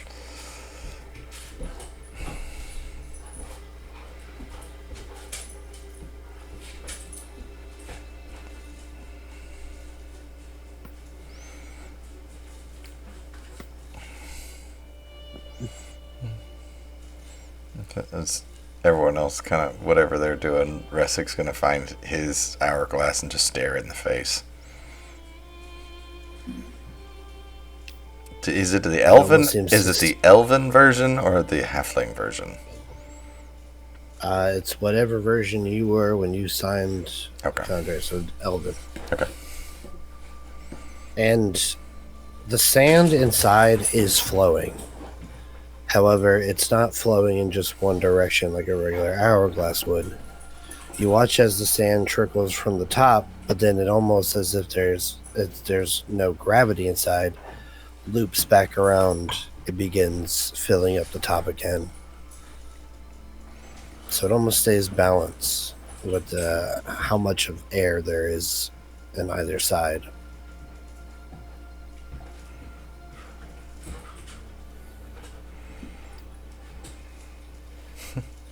Out of character, this group is really cool, and I find this very fascinating. Thanks. In character. What the fuck is going on? Basically. Okay. What did we sign up for? My head Yeah, already you got- hurt, and this is just making it worse. Yeah. Yeah. Yeah, you get. That's why You Resic guys stopped and standing is just around. looking at herself. Yeah, yeah. You guys Outside standing in the around. other room, Win is on a crate with a bowl of ice cream. Just eating.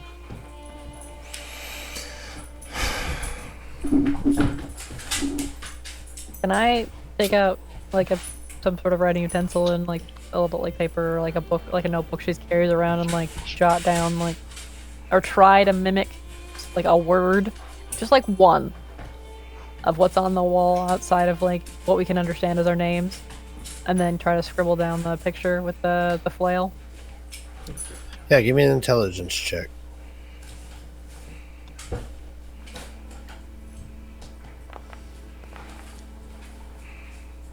Ten.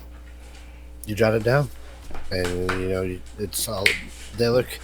I mean, it's like symbols to you, like hieroglyphics, Yeah. almost. Drawn pictures. But yeah, but you jot it down on a book and draw the symbol as best as you can.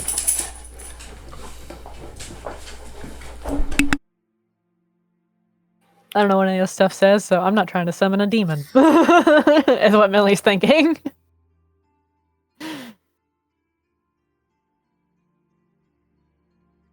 And she'll probably also like kind of take a glance over at her hourglass and be like, I'm fine if we leave the room.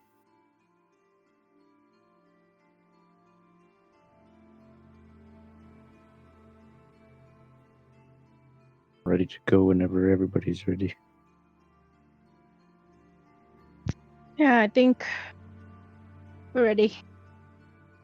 Adelaide will start towards the whatever entrance that she came through in. As everyone walks away, Resic's still looking at the image of herself. Is that really what I look like now? So weird. Turns around and follows him out. As you guys are walking towards the threshold, towards Wind, as you pass each set of sconces that had a lit as you walked forward, you watch them go out, and they're purplish, almost like dull grayish green light alternating goes out, and you can. There's another glow, almost like white, that appears one by one as each set of sconces goes out. And as you guys get to the threshold, just as you're about to leave, you turn around with now with now 4 white lights being the only thing glowing in this room. And as you guys turn around, you see ghostly visages of each of you pulling into the hourglass. And then you step out into the hallway.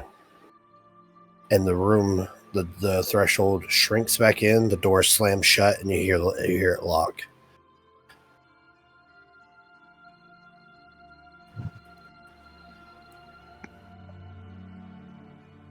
Well, that didn't help at all. When did you pick up that key? When we'll toss the key over to Millie. Take it. You toss the key, and it bursts into thousands of flies. And they all swarm around you for a moment before they disappear down the hallway. Okay, Harry Potter. The Well, key sprouts wings. Chase me. well, I can tell you that ain't a normal room, and that ain't a normal key. Did you guys read anything on the contract that you signed? I was just told I was gonna get a house.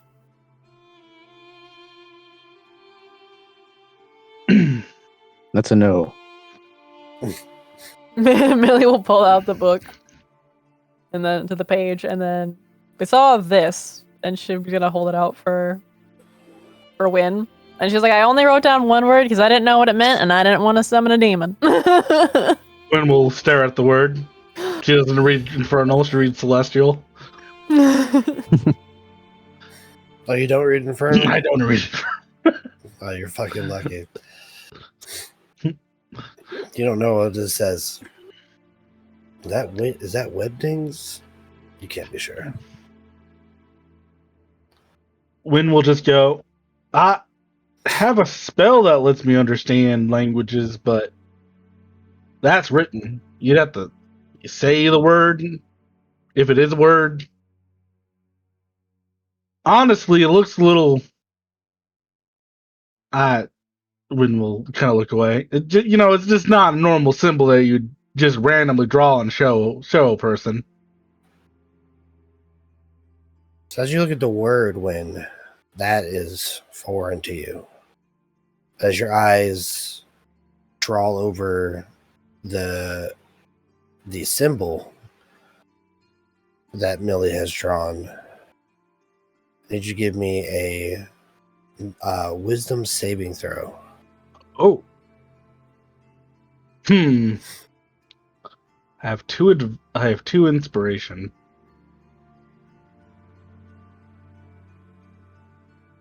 I'm gonna burn an inspiration on this. Okay. Do so with advantage.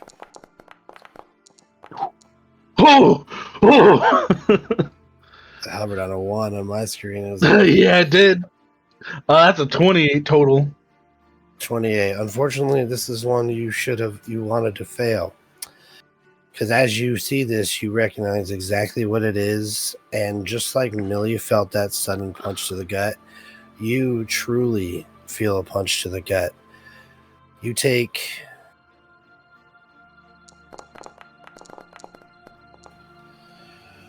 12 points of psychic damage as you recognize this symbol and the thought of what it can possibly imply causes you to vomit and almost pass out. You are like, you slam to your knees and your hands, and you are retching violently. It's almost like you were kicked into a fever, and you drop the paper. And as you're sweating, you're looking at it, and you recognize this as the symbol of Orcus. Oh! Wynn is going to What the hell's going on, Jude? Eating your own food? Is that what's going to happen to us? Millie's gonna just press the digitation kind of reflexively and just be like, that bad, huh? Wynn's going to pull out the holy symbol of Illuminator. You gotta fight fire with fire. She's gonna kind of hold it up at the page.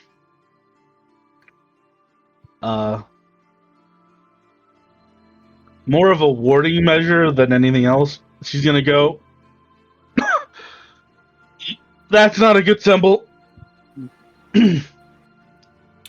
As you hold your symbol against the page, it starts to shudder from the ground, and then it explodes into thousands of tiny spiders that skitter and crawl away.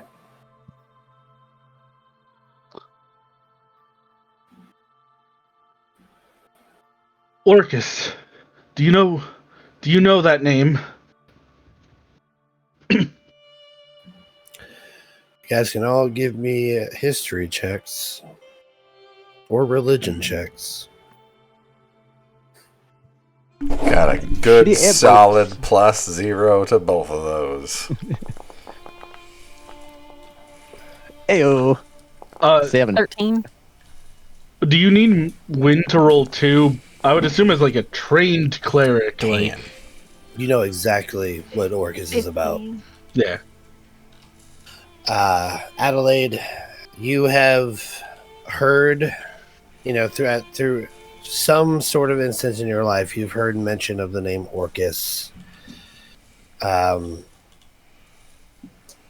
Maybe because in Chult, there's often rituals that are done to help ferry the dead to a peaceful afterlife. And Orcus is a complete antithesis of a peaceful afterlife. And you recognize Orcus as the Prince of Undeath, the shadow that was. I will let people know.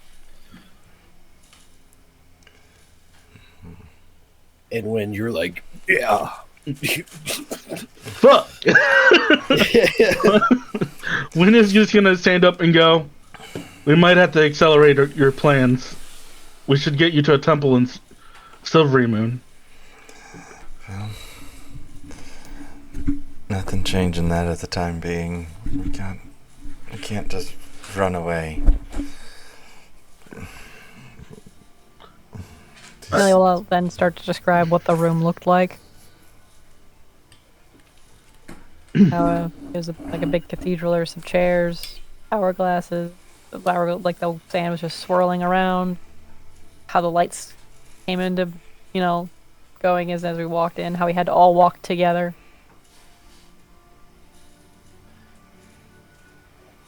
When with all this information, you can pretty much put together that is the temple in reverence to Orcus and the deal that the previous Hunt Lords made with him. A deal that now has new Hunt Lords. Yeah, Wynn's probably gonna go a bit pale. And she's gonna go, I really do think we need to get to Silverymoon soon. I think y'all need to get to a temple.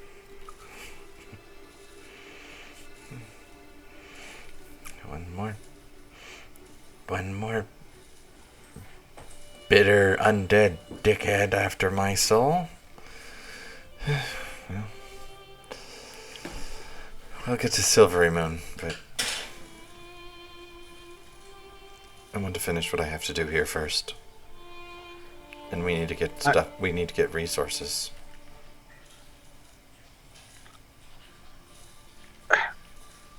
I would really recommend, though, that we don't spend too long. That's a really bad symbol. That's a really bad guy. Yeah. Wynn, roll me a religion check real quick. You know what? I kind of want to pass this, so I'm gonna put the other inspiration. Okay.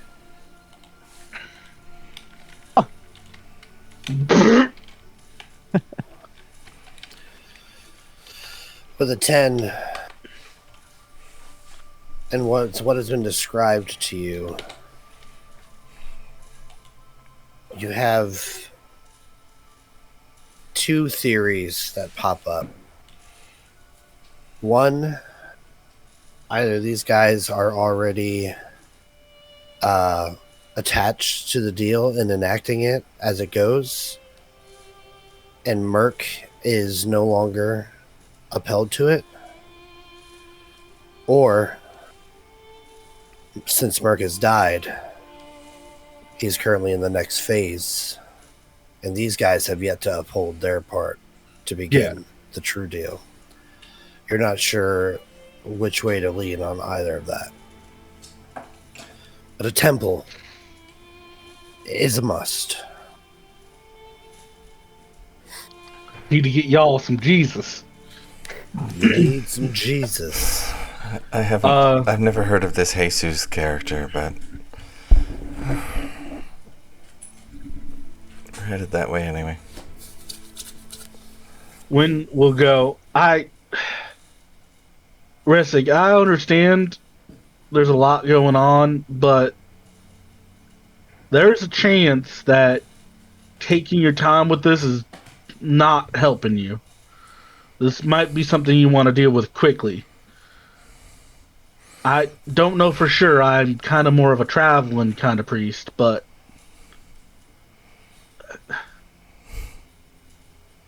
you should be looked at by someone who could help you.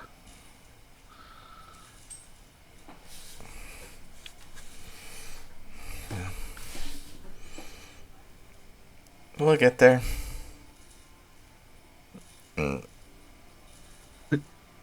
But I mean, it's too late. It's not that late in the day now, but I mean, we haven't planned anything for the day. We've got nothing prepared.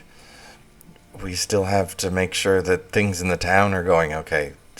Despite this, whatever Orcus, whatever he is, has over us, there's still other people that rely on us as the Hunt Lords to make sure that this town still functions. Restig, as you say the name Orcus out loud, there's like an echo that travels of your voice that kind of like bounces off the walls around you, and suddenly you all feel like you've never wanted to be away from this spot in the house more than ever. And standing here is starting to physically cause you anxiety. Lynn is again gonna kind of hold up the holy symbol.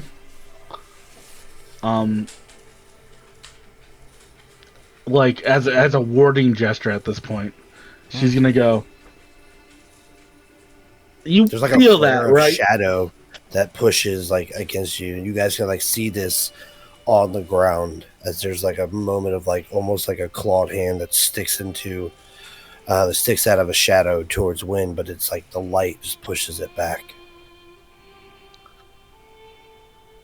Anyone want to go outside? I want to go outside. Everybody outside. Wynn is going to usher them out of the room. I don't know if you'd allow it, Vader, but can I use a channel divinity to like flare up the holy symbol more? Absolutely. What? You're gonna burn resources? I mean, you think Vader has anything wrong with that? Yeah, absolutely not. As you do this and like you're clutching your symbol of Ilmater, like that warm feeling that you emit, you know, that kind of like manifests as your divinity.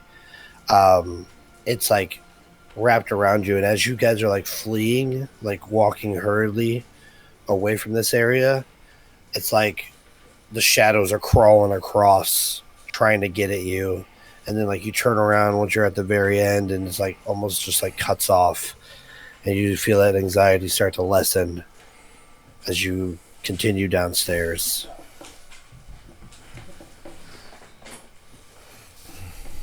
There's a final echo of Restig's voice way down that hallway. Orcus.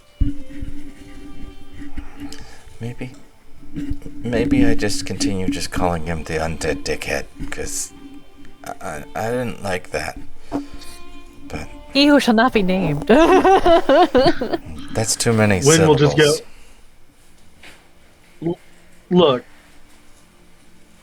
maybe we don't have to leave right away, but maybe you spend the next hour getting your affairs in order here, and we head out today. I have a carriage. I have, something to pull it. We'll go pretty fast. We just get on the road.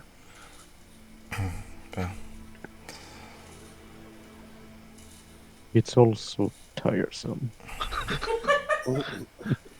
Wynn looks genuinely spooked by all this. Yeah, like what you've been experiencing at the keep, just a small amount of time that you've been here, it's like, oh, this is great. I got a kitchen to work in. I'm filling it up with, inspirational scrolls and banners and stuff like that. Now, you could do better. You could do well to never come into this place again. This place itself feels like it needs Jesus. And for everybody, that feeling remains. But for Wynn,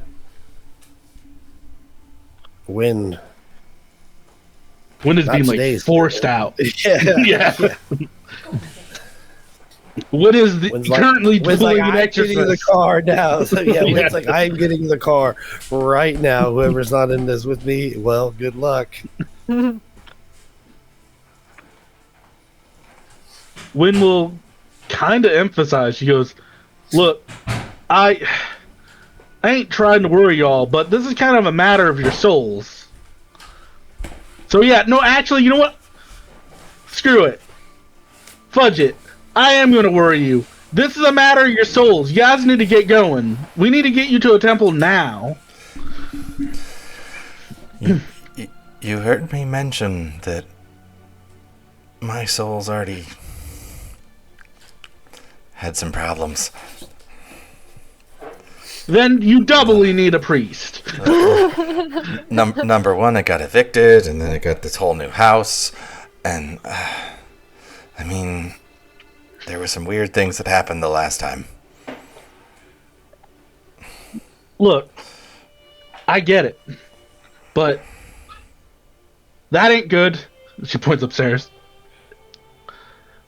And I'm gonna try to do my best to help you with all the knowledge I got. And all the knowledge I got says right now, you get to a temple. Who do you keep to? Krellin?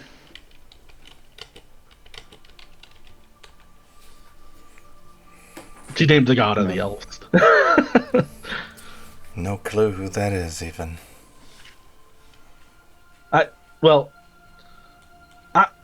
Look, who do you keep to? Y'all have to have somebody, right? I think the only temple that we've been to, Shantea? I mean, that was just to help him out with an orc, or a giant problem. Not who you've helped. I'm saying, who do you keep? Like, did your parents worship anybody, or? I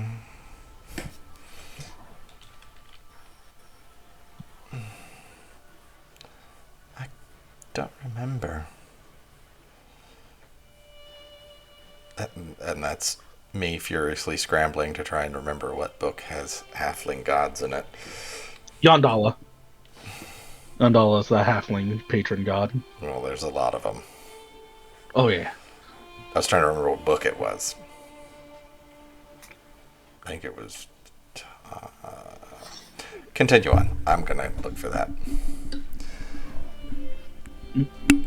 Lynn is just has already hit the kitchen and she's just moving boxes out to the carriage.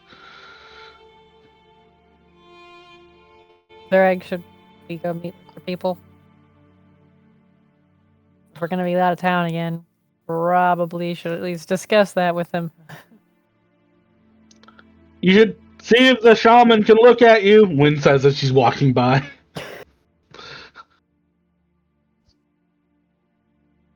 Yes, you're right. At least they're safe here. Or safer than they were on the road.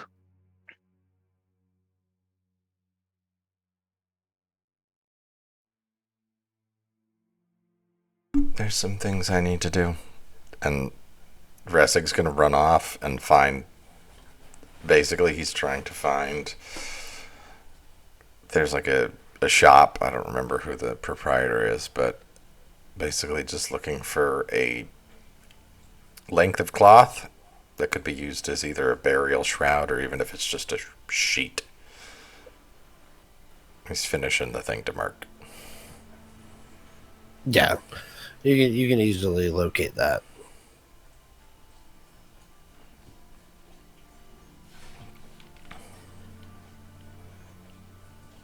What the rest of you doing? I believe it's called panic packing. Yeah, we got Wynn, we got Resig. What about the other three? Millie wants to Adelaide. come with. Sorry, go ahead. I was Gonna just go with their egg. Yeah, we're just gonna go talk to his people over here since he didn't get to do it yet. Okay. Adelaide will probably try to get her or like all the stuff ready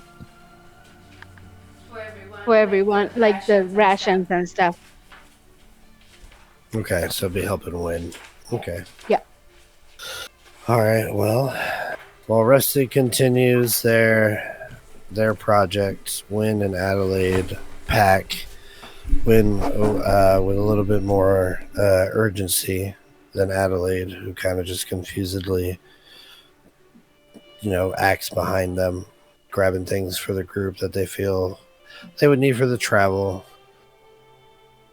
And Millie and Zureg, you head over to where the Uthgard refugees are. They have moved their camp closer in town, and you see that the majority of them, those who haven't gone out to the woods to collect lumber, are currently taking care of those who are unable to do so for themselves, as well as keeping small pyres of fire lit along gathering areas. You can smell the smell of like iron as well as pitch, as a makeshift forge has been hastily erected. Bandir stands over there talking with I believe he was a dwarven fellow. Seems to have the look of your typical blacksmith, and he's discussing things with Bandir, who kind of looks up as you walk in and gives you an acknowledging nod, and then kind of thrusts his head over his shoulder, almost imagining that you're looking for Kara.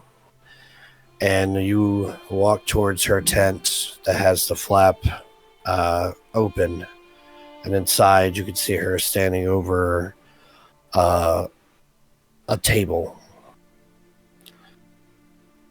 And as you walk in, you see that she is looking at the map that she was kind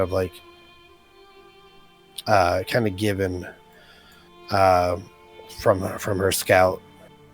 And you can see that it's got different areas marked of where orcs have been seen from between here and Raven's Rock, which is where your old stomping grounds used to be, and currently the whereabouts of Ragnar.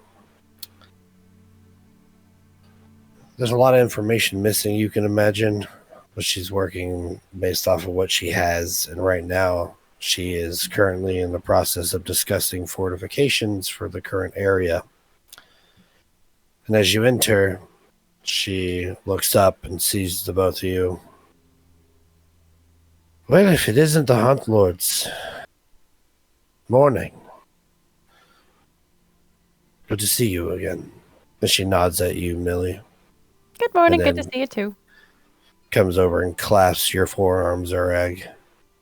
It's good to see you too. Seem to be in good spirits. It's good to have a place to focus, not have to be running everywhere. Appreciate you reaching out to tell us that we could hold up here. After being run out of the forest, it's quite a positive turn. Now we can set up more scouting parties. Perhaps have a base of operations for if we acquire any allies. I'm just glad you were able to get the message. We were worried you might have already gone too far. We travel fast, but we can travel that fast. We got a lot of old timers and young ones with us, so we've been slowed a bit, but perhaps that's a blessing. Do you have any other news? Have you encountered more orcs? Not so many orcs. Some fire giants to the north, but Unfortunately, sounds like our party has to leave Noanar's hold pretty quick here. Trolls too. Ah, yes, trolls. No, trolls and fire giants. It's bothersome. We have sightings of frost giants mingling in with the orcs to the north. So I imagine we'll come to blows with them soon enough. Our enemy is growing more and more every day, and yet our forces remain quite small. You say you're leaving again. Where are you off to now? I believe we're headed to Shadowtop Cathedral, are we not? And I'll look at Millie. I think we're going to Silverymoon first. Ah, even farther. Nah. Well, I imagine we'll be here for the time being. You guys are welcome to yes. stay as long as you want. Ideally, actually, makes it easier for us to find you. And we've got an agreement with Angel Point in the direction of Callinghorn for some trade, and we're kind of friends with their village leader, so to speak. So if you guys want to do some trading with them, you're more than welcome to head that way. That's very good to know. We actually have one of their blacksmiths that came from there working with Bendir at the current moment. So it's good to know that more trade could be open. We're going to need supplies. Perhaps lumber. I am in no mind to threaten the forest once again and suffer its wrath. But we need wood right now. Cold is only getting more, and soon tents are gonna be. Well, they're not gonna be enough. We need houses. This town needs a wall. If the orcs find out that we are camped here, they will undoubtedly march upon this place. And these folks seem quite nice. They have actually taken to us quite fondly.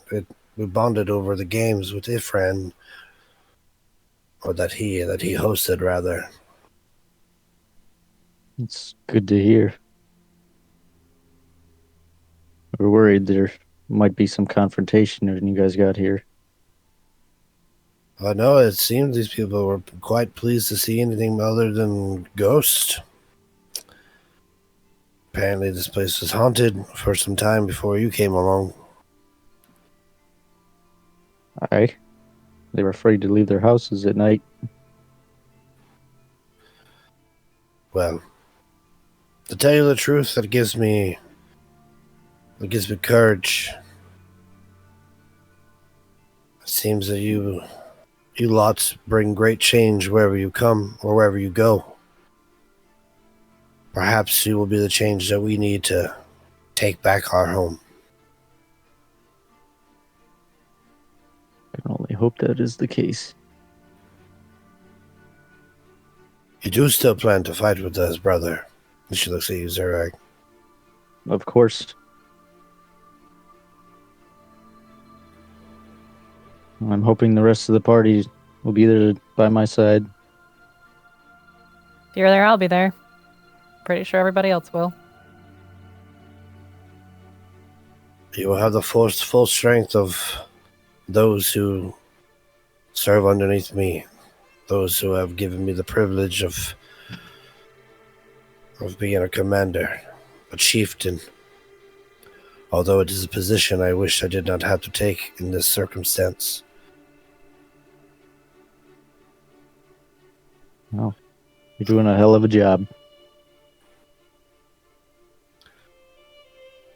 She sighs and kind of like sits down, leaning forward, looking over the table. She's kind of scanning it.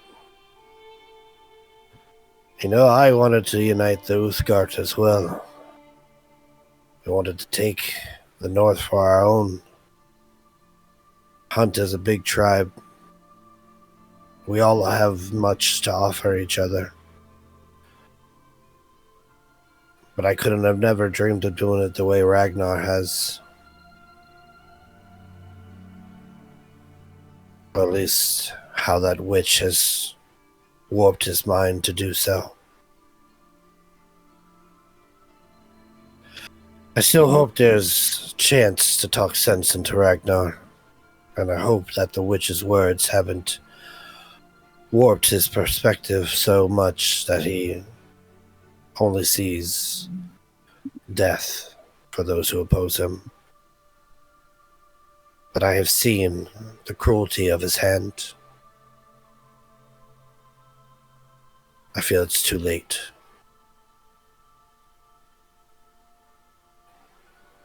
I feel Ragnar must die if we are to have a bright future. In a way, he kind of did. And you kind of did. I mean, it's not necessarily the way anyone would probably have hoped, but many Youthguard came together to fight him.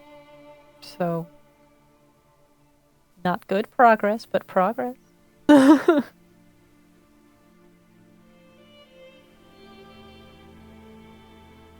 like your outlook on things. But my people came to me crawling on their hands and knees, bloodied, wishing for somebody to take them in. And ever since then, we've been running. I haven't delivered them to peace yet. So I do not have a shared outlook such as that. Yes, we are together, but we are not safe from harm. Not yet.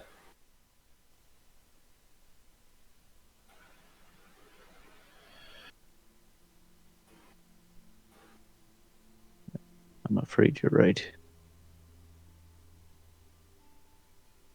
That witch cast is holding a spell upon him, and perhaps we can break it, but I have my doubts as well.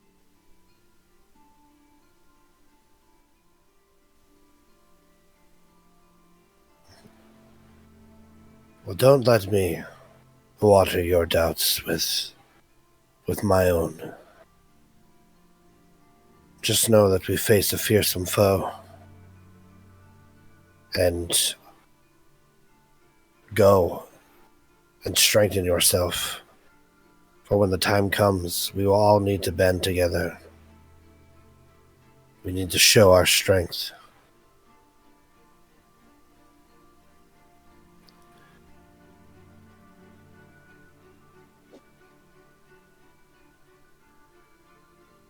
In your absence, we will protect these people. We will continue to fortify this town. It's the least we could do for you, offering it to us as a place of safety.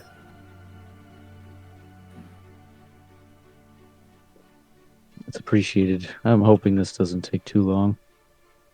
Greatly appreciated for me. I second that.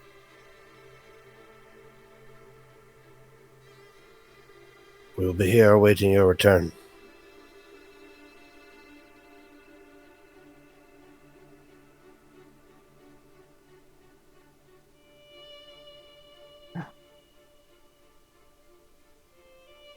Did you hear of anything else to the north?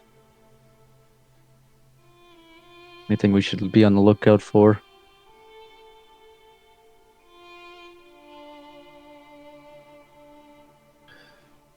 Not in the direction that you are traveling in.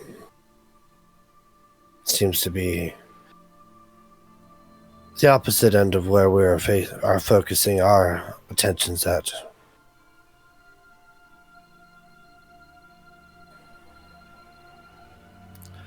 But once we are more secure, and one of our other scouting parties comes back, if you wish, we may send them that way. Oh, that's all right. I'm sure we should be able to handle it. You don't need to split your people even further.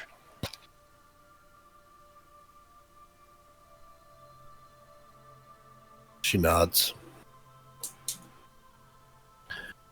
Claps you on the shoulder. Be strong. He'll nod too.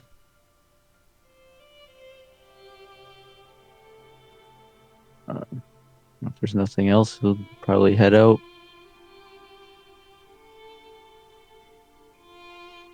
See you again soon. Kara nods towards you two, Millie. And you guys exit out of the tent and walk back towards the keep. And as you get to the edge... Did we talk to the blacksmith really quick? Oh, you sure can. Hello, I'm the blacksmith. I forgot what I did for his voice. Bandier, I went the other one from Calling Horns. Yeah, Both, yeah. actually, because they're standing right next to each other. They're both going to have the same voice. All right. Good to see you Hello. again. Did you have that armor and jewelry that we requested? He turns from his conversation with Bandier and almost looks surprised. And then like the surprised look of just somebody just kind of speaking at him turns into like that. Like, oh, I do recognize this person. That's just asking me this question before even introducing themselves. And he's like, I'm the Cunt Lord. Remember me? Can I have my stuff? Right. Oh, yeah, I remember you. You quite right. I do have it. Just over here. And he walks over towards his tent and pulls out like a box, like almost like a chest-sized footlocker, and pops it open. And inside is the set of armor that Merc had requisitioned. And your other items as well. Which, if you would please remind me what those were. We wanted signia for the Hunt Lords. So we each got something. Yes. I think Resse got like a circlet? Maybe? And then I think I got a bracelet. Okay. And then I don't remember what Merc wanted. Or what Adelaide. Well, either way, there are individual boxes that have those items inside. There's also a metal tail guard. Yeah, that's part of the armor. Millie will take the one that was meant for Merc. And look at Ressig, or not Ressig, but Zureg, and be like, should we have Kara Bearclaw hold on to this one so that she can, let Calling Horns know that they're associated with us? Or should we take this one back and put it in the spot where Ressig is doing what he's doing? we could take it. Ressig.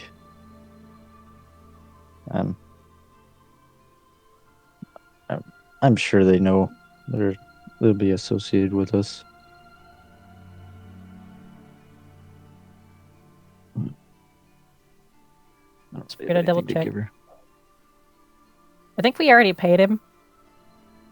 But Millie will give him like a handful, like a couple, like let's say 3 gold as a tip for delivering it. Okay.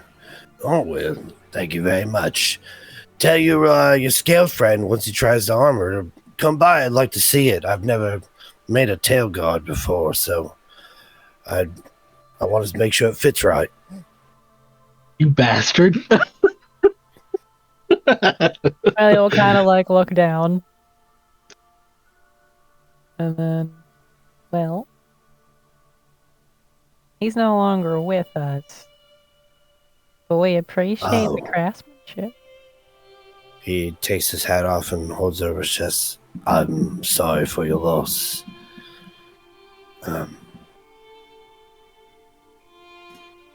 He just kind of looks awkward off to the side now. I'm sure he would have won it well. I think so too. And he kind of just like awkwardly like bows to like exit the situation.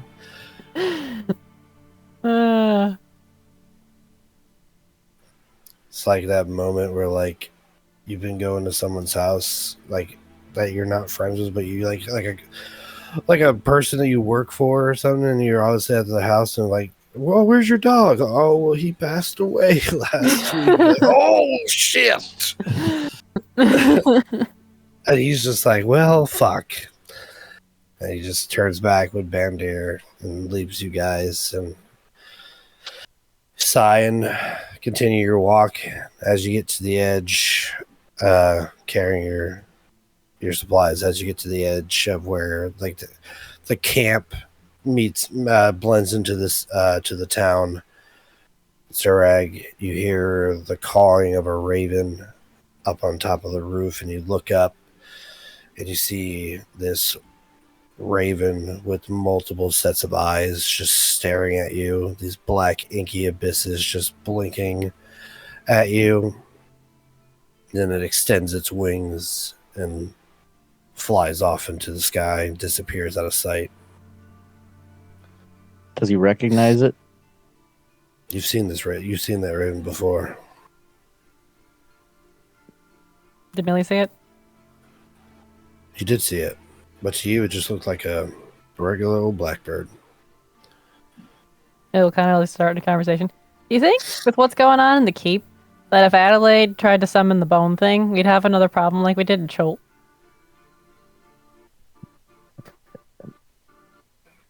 Probably not a good idea there either.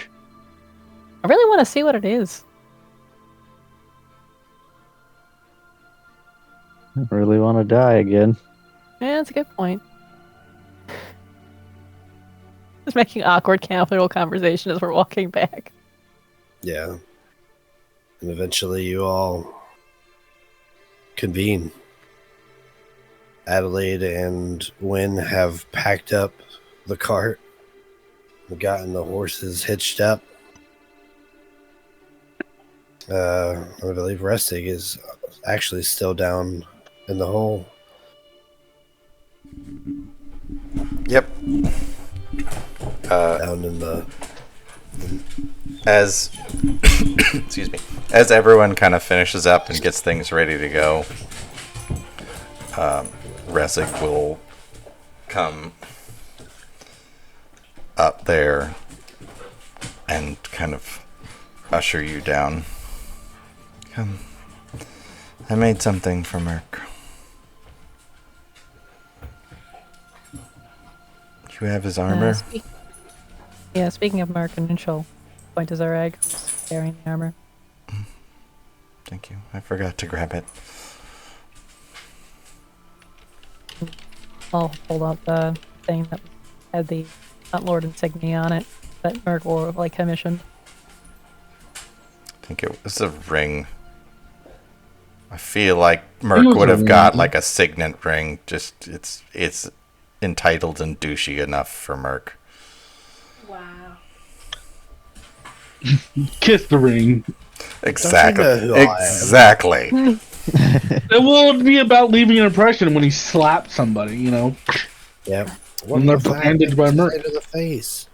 Slap.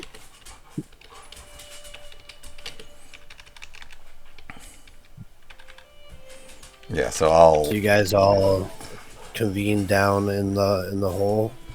You all have Yeah. to lower yourselves down, or either way, you get to the bottom with your own flair, whether it be climbing, flying, or however. And you Zurek spider crawling reach along the the bottom. fucking walls. Just, Faster. But as you get to the bottom, Rustic, take it away. Tell them what they see. So, well, conveniently, the gelatinous cube made us a nice little path, but kind of leading the way every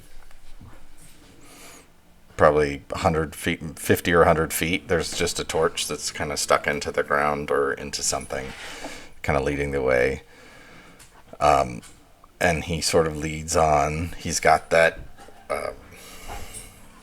white cloth just kind of folded up in his arms, or her arms, and he'll lead you to that alcove. And what you see is basically hammered out into smaller divots in the wall.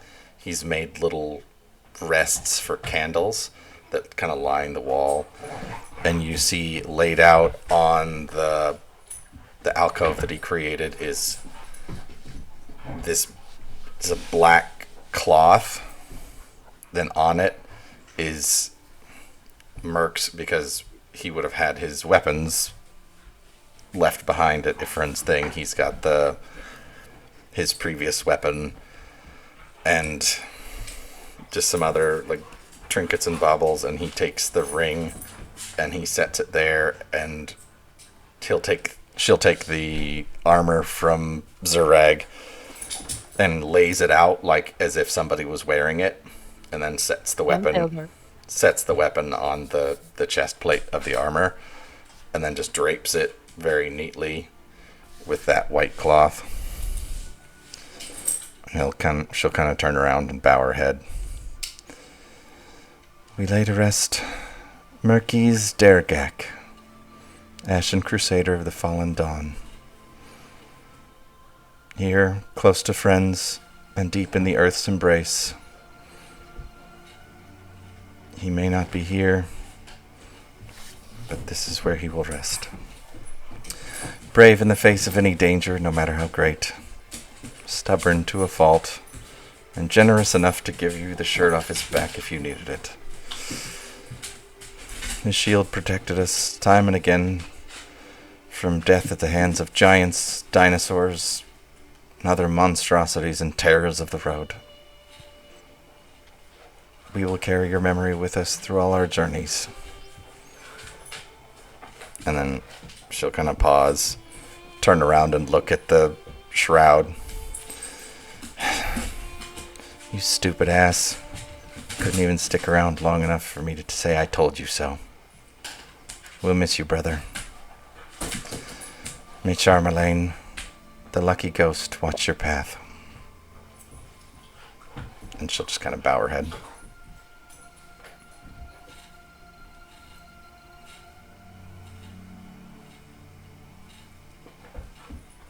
That was very nice, Resig. Please take inspiration. Woohoo.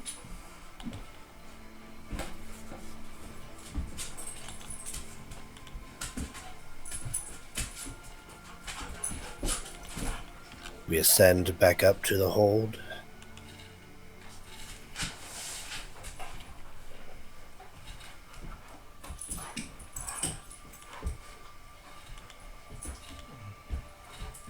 Oh. Yeah, probably just sit there silent for a little bit.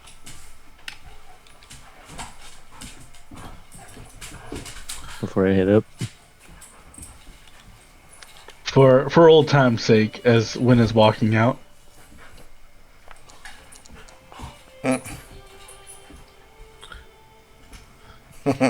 Wait for me, y'all! Oh shit! Fuck! Fudge. No, that would be no shit. Shit, fuck. That just hurt. I feel like Wynn is the type of person that swears in ice cream flavors. A rocky road. Oh, blue bonnet.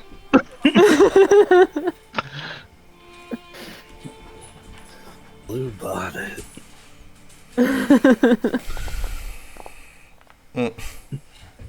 Wow. Help! One of these days you will actually make a character with any sort of dexterity. Help me! Millie, who was crying at the eulogy, composes herself and just starts laughing. She's just like, well, I guess he's not far. Y'all, it's everywhere. It's probably the first time you've actually seen Bressig smile this whole time. You guys watch as like in the close distance, there's like a line of like cleanliness that's just slowly moving towards where Win is at.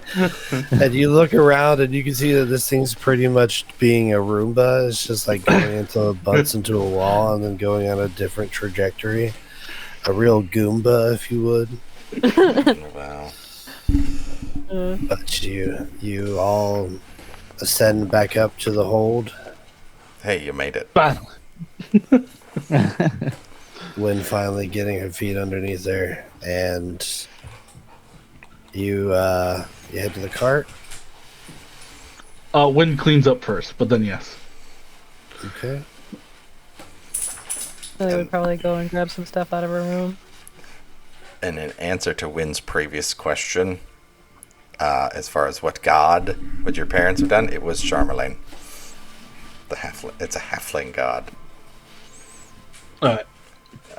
Goddess, excuse me. William make some Oh, yeah. final wisecrack as they're going up. Like, yes, Merc really couldn't get very far now, could he? He'll always be in our hearts, whether he wants to be or not. He swam in that swamp pretty good.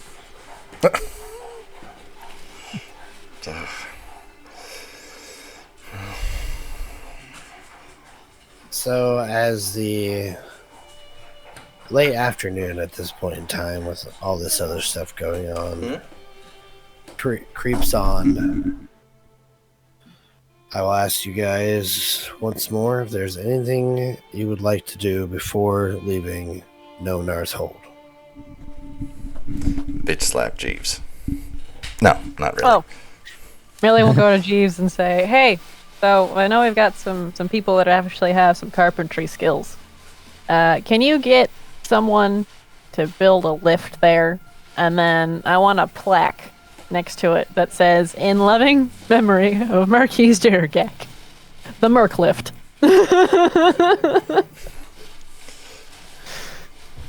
Merc's soul screams in the abyss. The most damage that has been dealt. May his name be forever bound to this keep. Hunt Lord. And he bows deeply. It shall be done. And then she'll give him like a little bit of gold to get all the commissioning done. And patch the holes in the roof, and you need to get better at cleaning. There's still spots you missed. He bows deeply to you again. Yes, mistress. Very well. May safety wrap around you on your journeys. Most of you, at least. May the gelatinous cube not wrap around you while we're gone.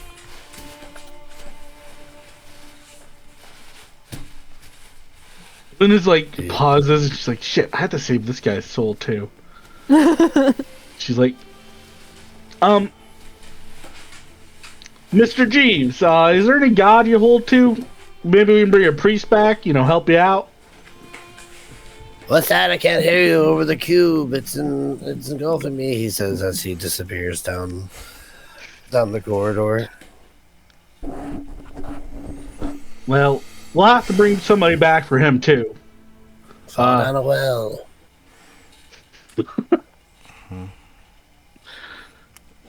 I did leave him some treats in the kitchen. Hopefully he eats them. They're all like wrapped with bows. It's like a series of meals. Was it roasted spider legs? I don't know. I haven't seen him eat much normal food. I think he actually preferred the odd stuff, honestly.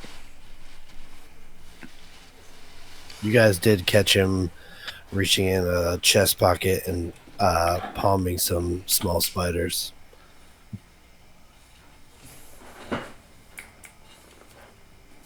I mean, maybe he likes some like drow cuisine.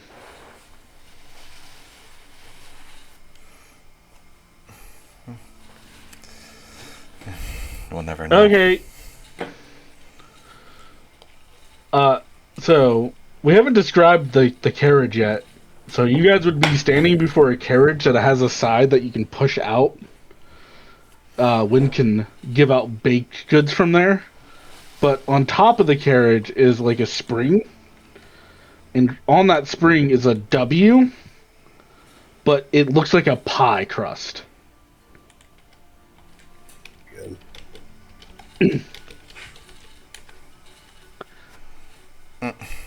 So what you're telling me is while we're on the road, we're going to be manning a food truck. It is a food truck. It's got like the little bobblehead thing, like what's his name from Twisted Metal? Just the big, Yeah. Sweet tooth. just a smiling face with a big piece of pie.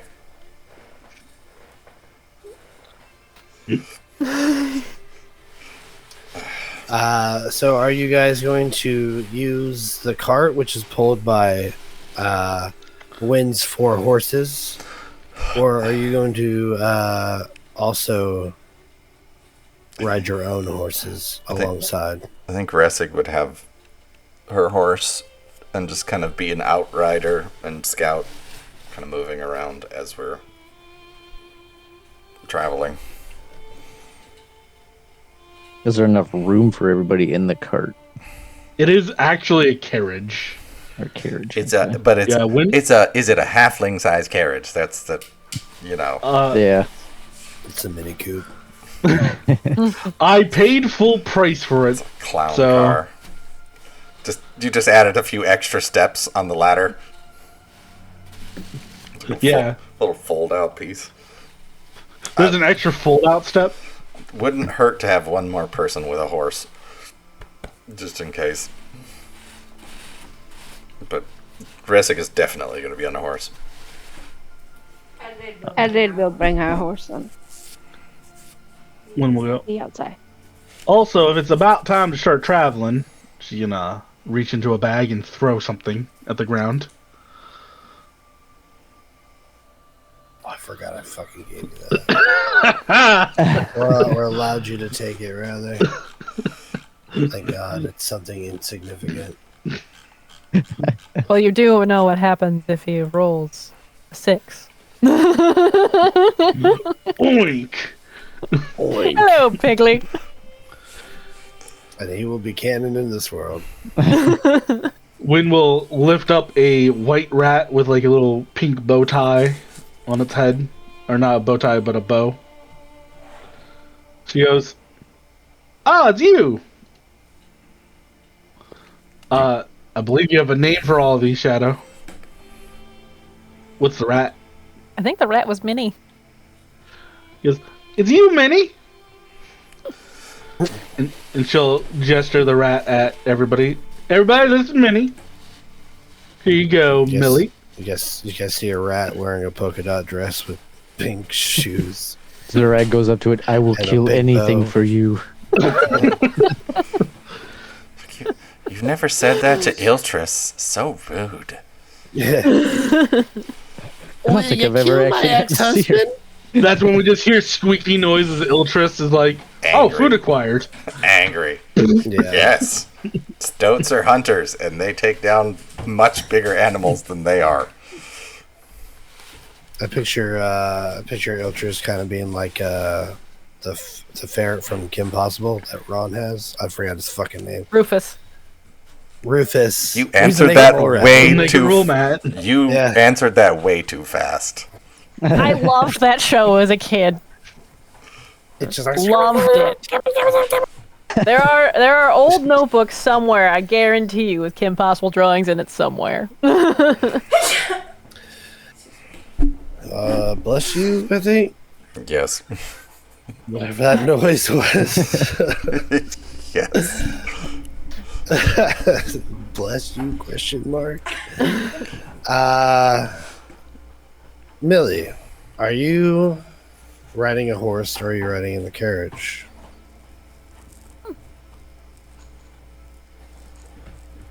I think I would ride in the carriage. Okay. Maybe will keep Wynn company. Okay. Well, she wants to get to know her a little bit better after everything that's gone down.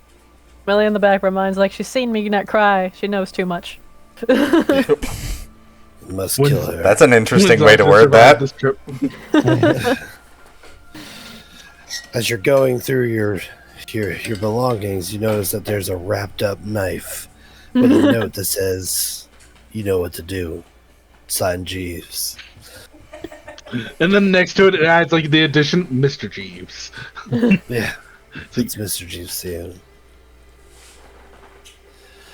So, let's get this final count. Millie and Wynn on the cart, which is being pulled by 4 horses. Resting on a horse. Adelaide Zurag, are you on a horse or the cart? Or just walking? Adelaide's on a horse. Okay, horse. And I will be on the cart unless it is not Zurag friendly size, in which case he would be on a horse. No, you guys can ride on the carriage just fine. Okay. Especially if Millie is sitting up front with Wynn. Like he's just hanging out the back.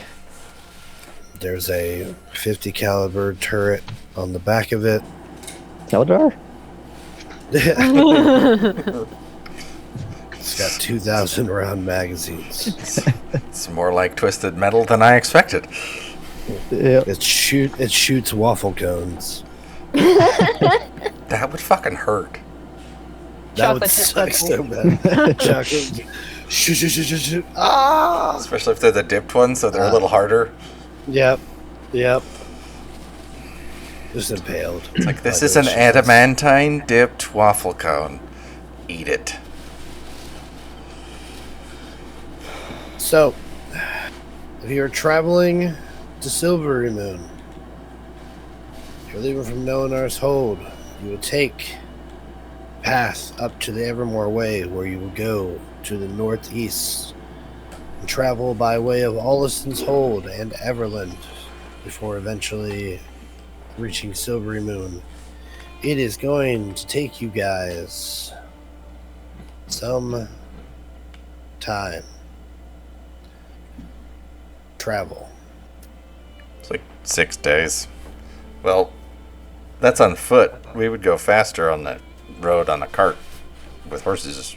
Well, you're still not going to be able to go like super fast. You're still traveling. Still a distance away. You'll be able to. I mean, you're still going to be doing like 1 hex per day, Okay.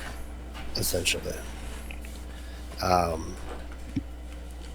So instead of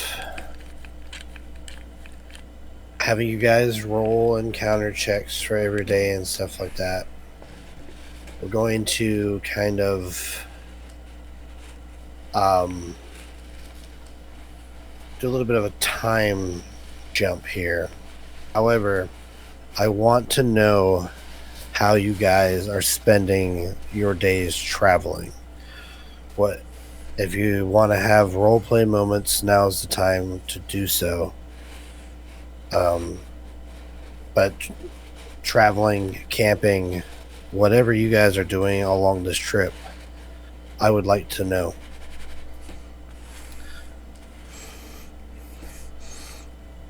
Neely will probably spend some time talking with Wynn, basically being like apologizing at first, or like are having to come in at like such like an emotionally charged time, and that we're not normally this. We're a little bit more fun. We're not always depressed, you know. And, he'll help her cook and stuff, because Millie's very curious to learn some of these recipes. When we'll kind of go, I get it. Y'all have been through a rough spot, but I'm more than happy to help as much as I can. And well, if you want to learn how to cook, when we'll reach into a pocket, she'll kind of reach out and hold out a book. Here, give this a look over. D4, see which book she grabbed. The wind's also kind of looking at the road. Don't be a 4. Naturally. Here you go. Let's see if I can make this display. Wynn hands you this book. She's not fully paying attention.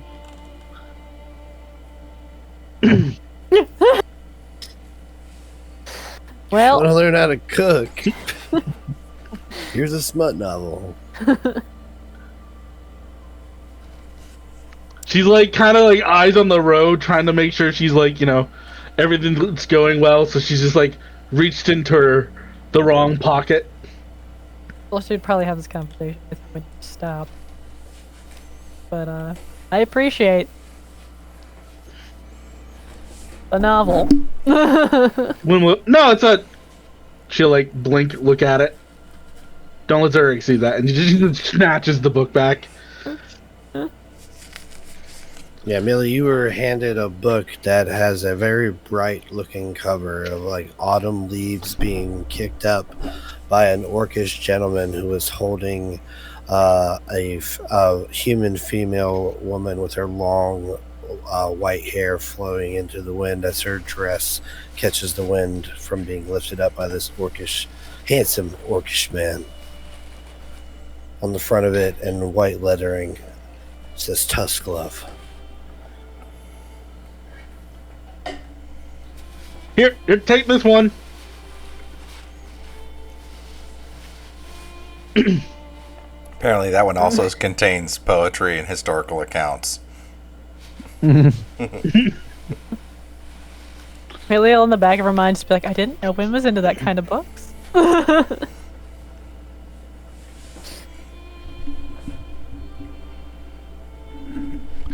Wynn will hand Millie a recipe book that says Forge Gorman's 100 Top Recipes. She'll just go, yeah, this is a good one. This is a real good one. The other one's trash. That's not a good read. It was signed. What? Nah, I found it that way.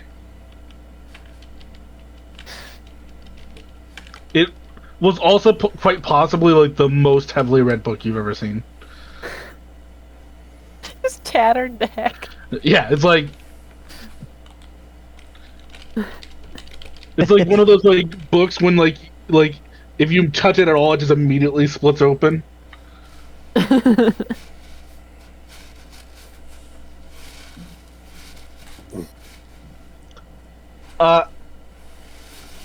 Oh, so I should tell you a thing we do in this cart. If you happen to see somebody coming down the road, Wynn will gesture to like kind of like loaves of bread that she made this morning that have been like lined up. She goes, "Make sure you give those out." How early do you wake up? I get up early, but damn. Well, you know what they say. You gotta rise with the day. Haley will look at you and be like, thank God you feel that way. Well, anytime I'm feeling bad, I kinda, and she gestures to like on various like parts of the wall, there's like little inspirational posters. They say things like, the greater the storm, the brighter your rainbow. Girl, the world needs your unique sparkle, don't hold back. Wake up, beauty, it's time to beast. God. I want to strangle. My little inspirational quotes get me through the day.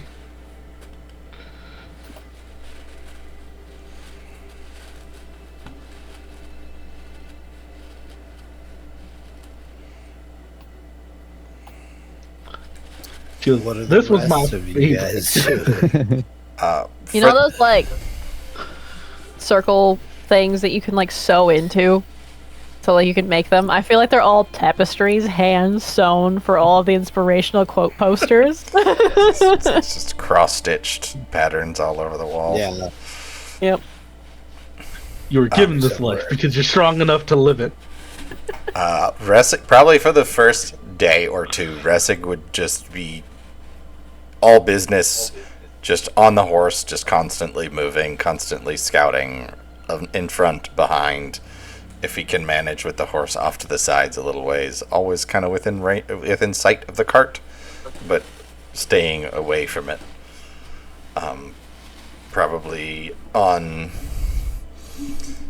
one of the days, he would tie the horse to the back of the cart or the wagon, the carriage, whatever you call it, and probably wouldn't sit next to Wynn, but if there's a place where he can sit inside but be close to her. So,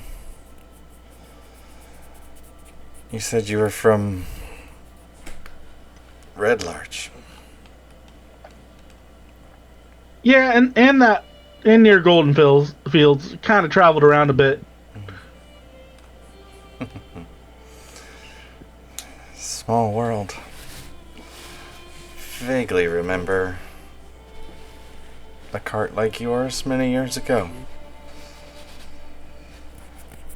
When we'll blink a bit, she'll go, "Oh, you're from around there. My grandma actually ran the temple to Yondala."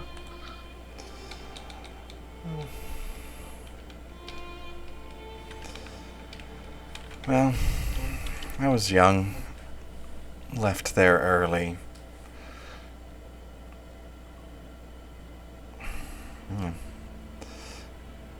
At an early age, that was.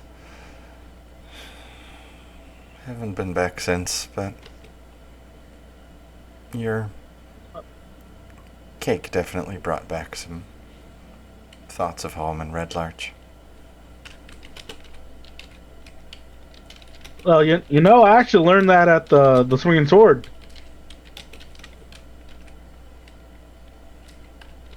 The inn in town. I actually went there and did some learning.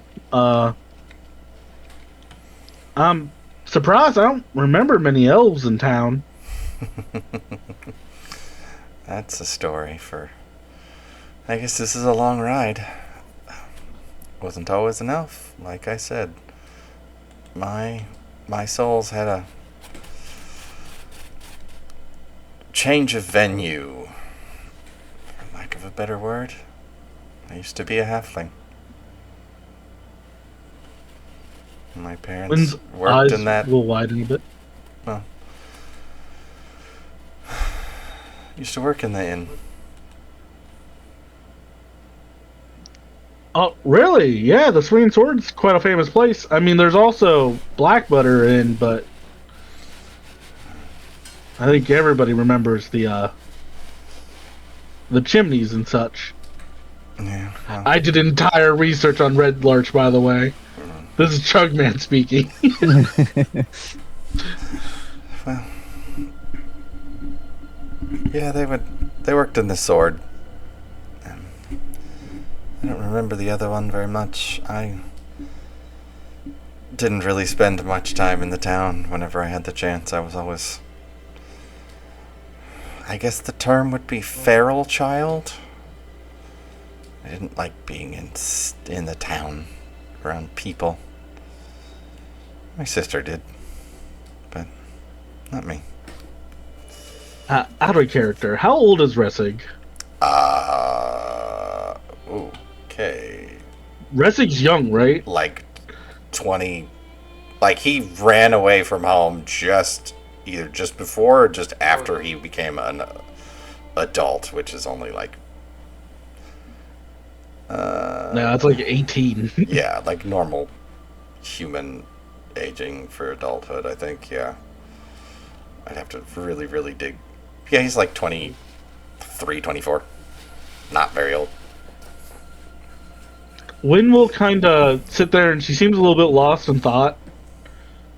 And she'll go, "Oh, what's your last name now?" Moonstep. You said...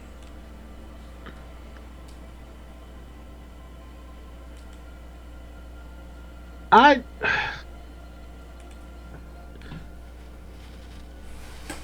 swear I remember Moonstep. They had a wild child, a boy and a girl. Well, That wild child would have been this, what you see before you now. My sister was much less of a wild child.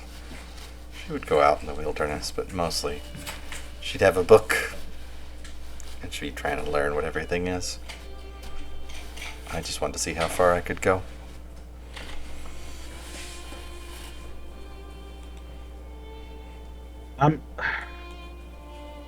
Have you kept up with your folks? I left town probably a little bit before you did, but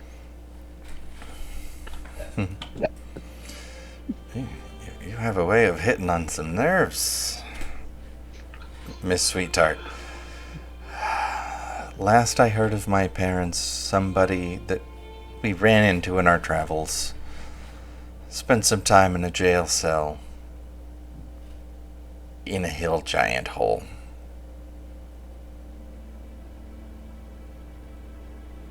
So I see.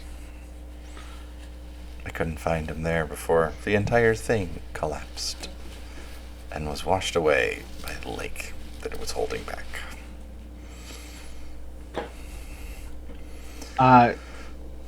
But they were, from the words of that person, they were on their way to Shadowtop Cathedral, but haven't actually had a chance to make it there or even know exactly where it is. Somewhere in the north of the High Forest.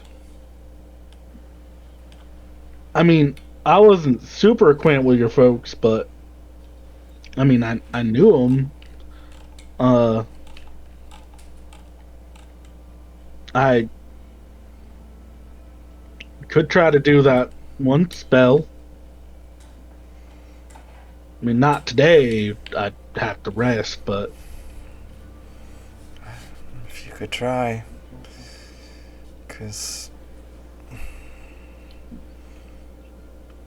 at this point in time, I know nothing. And every step we take closer to Silverymoon is another step towards the good kid. I'd like to be able to bring her news. I don't know if you care much about my opinion, but I thought you were both mighty fine kids. Well, she was a little bit more... a little bit less reckless, I would say. As less reckless as a prodigal genius halfling can be.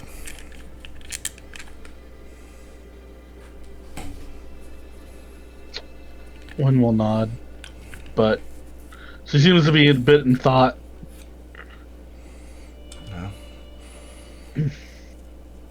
Ressic will reach into a small pouch at her hip and pull out a small brass figurine that looks like a weasel. This was my dad's. I don't know if it'd help you with your magic. I don't really know much about magic, so... I mean, I really just needed their name and some connection to them, and I mean... No. Well... I'm sure it'd help me try to focus. Danzu. Danzu. Yeah, I just always called him Mr. Moonstep, so... Or Lafira.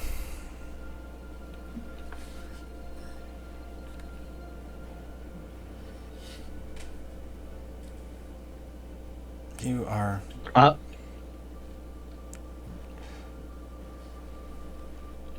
contagiously cheerful. By the way. Wynn will give a bit of a chuckle as she kind of goes, I do my best to be uplifting force in this world. Thank you. And Ressic will grab some baked pastry of some sort off of one of the shelves and kind of sit back and just have a snack. Don't eat too much of that. A lot of that's for the people on the road. Actually, hey Zurag, you're riding around up there, right? Aye. Wynn's gonna grab like a bag of bagels and be like, kind of toss them at him while they're riding next to each other. You give these out now, you hear? Anybody you see on the road? Alright, but the middle of them's gone. They're already half eaten. Well, that's because that's how a bagel is. I ain't never heard of this boggle before. When we'll go, what is your palate, boy? Mostly deer. Well, we're gonna broaden your horizons. The venison does sound nice.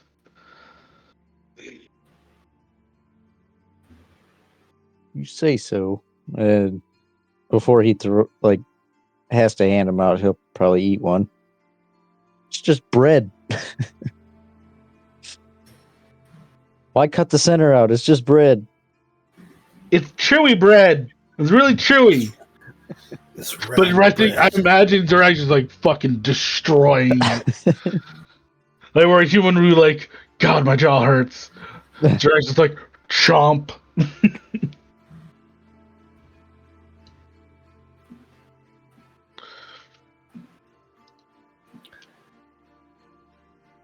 Okay. Well, one thing I am going to have you guys roll is see how the weather is on your first day of travels here. So somebody roll me a D100. On it. Oh, so close. So close. One letter off of it being perfect weather. Nice weather, even. Yeah. Well, it is. It's very clear skies as you guys move forward. But you know, at any given moment, the skies could give way to blistering snowstorms. You travel, and as you guys come into the next hex, you make camp, gather up around a fire, circle your horses in around you. Each of you roll me another D100 if you wouldn't mind. Each of us? Each of you.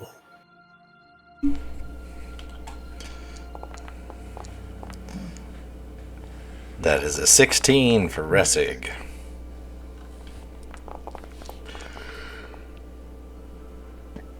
11 for Zurich. 34. 84 for me.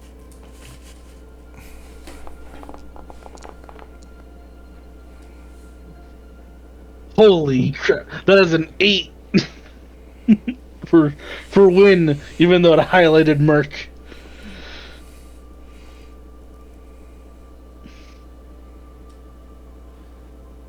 And 84 for Lily.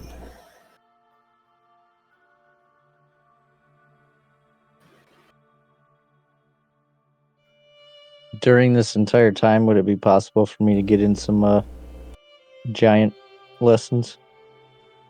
Absolutely.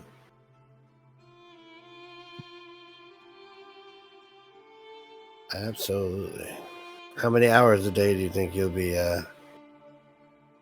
That would be up dedicating to to that? whoever wants to teach me. Yeah, you'll do it since he's already on the cart with you and Wynn's driving, so I don't have to pay attention. How long would you want to do that then?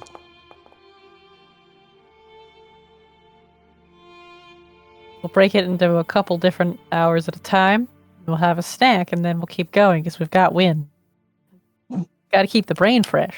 Yeah, but I gotta hand out stuff too, so it's not like it's gonna be all day. You just asked the professor how much homework you should really do a day.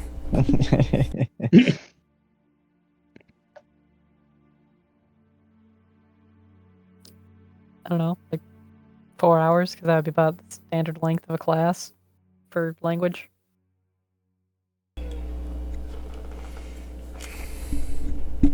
Seem fair?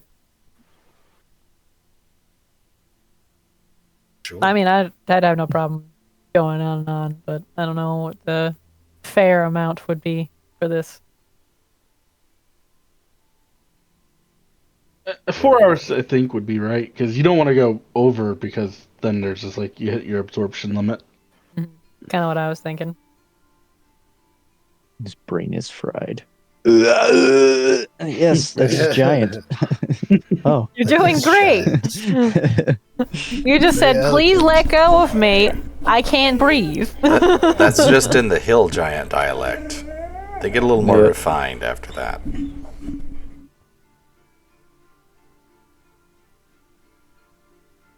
So on the next day of travel, as you move into the next hex, I'd like everybody to give me perception checks, please. Yeah, well, that's my backpack. That's not me.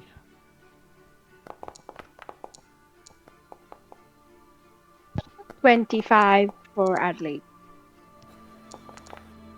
11 for Millie. 15 for Zareg. 9 for win.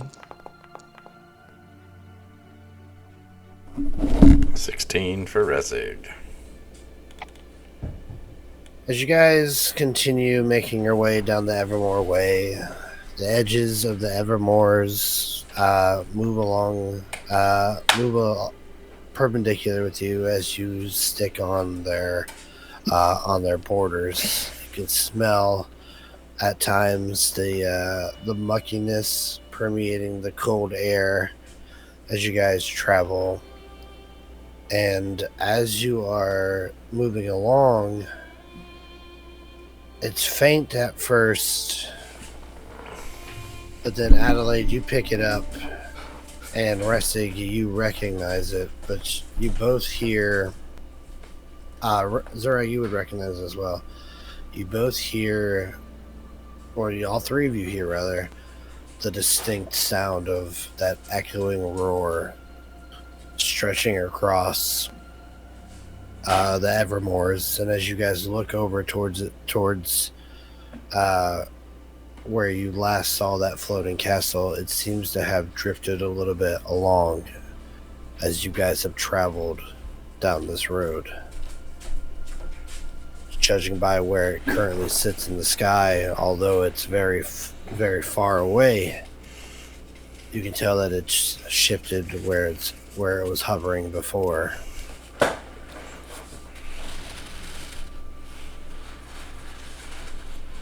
Again, those roaring sounds of pain meet your ears. It's still going.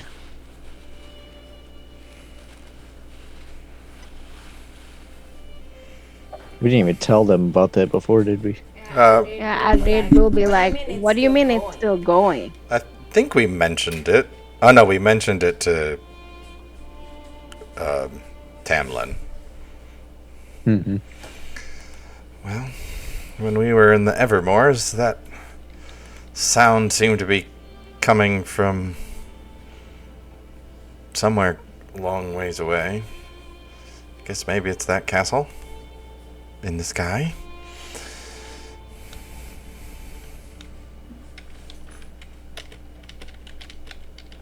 And then Ressic will fill everyone in about the specifics of what happened.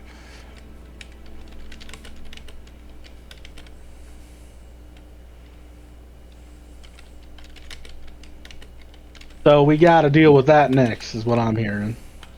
Just stay away.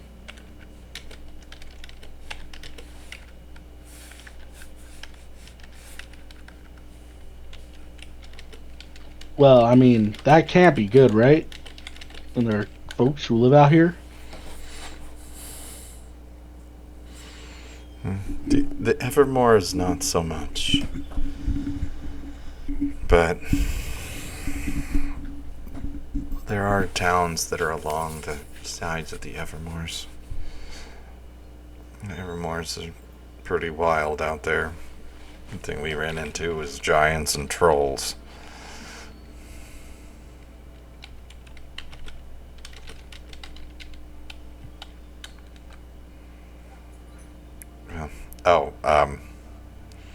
It was not discussed when we left Vader, but we would have probably brought the big dowsing rod along, and it's just in the bottom of the cart somewhere. Okay. That's what Zurek's sitting on. Okay. It is my dragon head.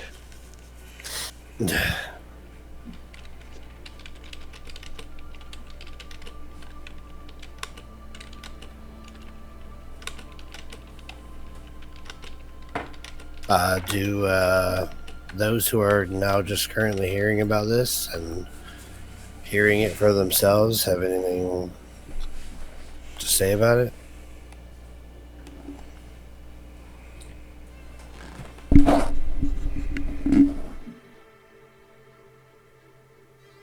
When we'll just go.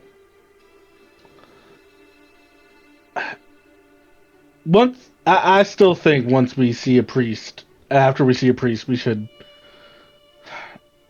I mean, maybe we can find a way to do something about that. But we also have to go find your folks, right, Risseg? Wynn's accent's all over the place. It's wild. I can't control it. Well, on that note, it is the next day. Are they dead? That's a you question. You said you were going to do it. Let me move some spells around. Clerics can prepare every day. When will we go? Yeah, let's go ahead and take a moment to, is there anything you want me to ask them in particular? Well, knowing they're alive is a start, but I think if they respond, that kind of answers the question. Where they are they safe? And maybe send them to Noanar's hold if they can make it. Unless they have other business elsewhere. Alright. I'm gonna go for your father first.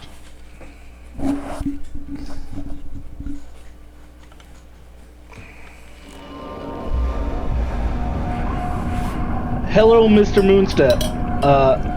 This is Wynn. I am with your son, Ressig. We wanted to know if you were safe and sound, and if you can you get to Noanar's hold? Your son misses you a bit.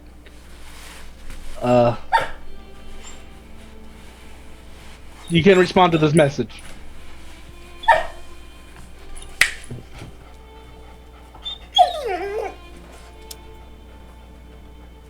So there is a pause as you wait after sending this message.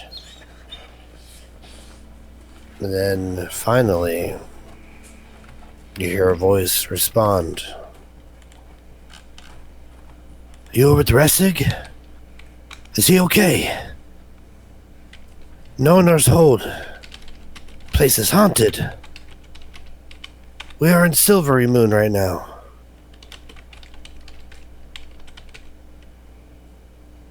I think that's how this works. Just to eat up some... It's like he's talking to somebody else. Like, I think that's how it works, Yeah. but I can't seem to disconnect the... Yeah.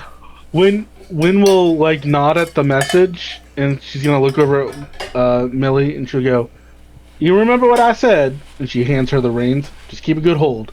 So she's gonna stand up and hop from the cart and hug Ressig and go, "He's in Silverymoon. He's safe. He's alive." And she gives him a hug. Also, Please catch me! And she just fall off the horse. just like one hand grabbed by the scruff of the neck, just like hug, and then set you back on the cart. Thank you. Thank you. Well, I guess that's. I'd assume that if something happened to Mother, he would have mentioned something, but thank you. If you have a chance, just sometime in the next day's travel or so, just let him know we're coming that way. Thank When you. will not? You told him to go to Noanar's hole there in Silverymoon. We don't want him to start traveling because we're going there. Exactly. Oh, yeah. Mr. Moonstep, this is Win again, Win Sweetheart. I don't think I told you the first time it was me. Don't go to Noanar's Hold. We're actually on our way to Silverymoon. It's kind of funny how that works, ain't it? You know, we're already on the way to the place where we need to.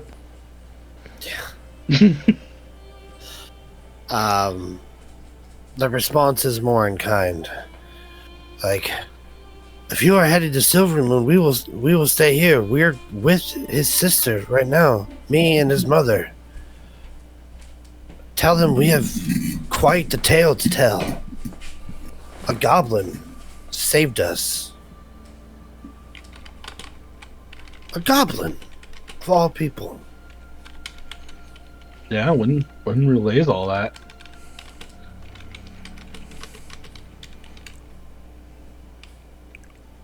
How? They have your sister too. See?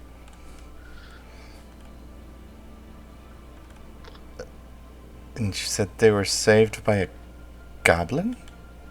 Well, I mean, he said it and I just repeated it, but yeah.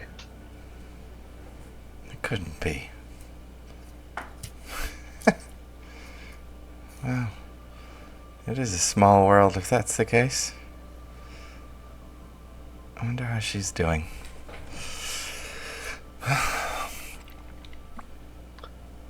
Thank you again.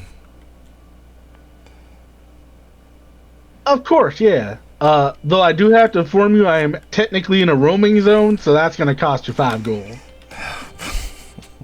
Wow.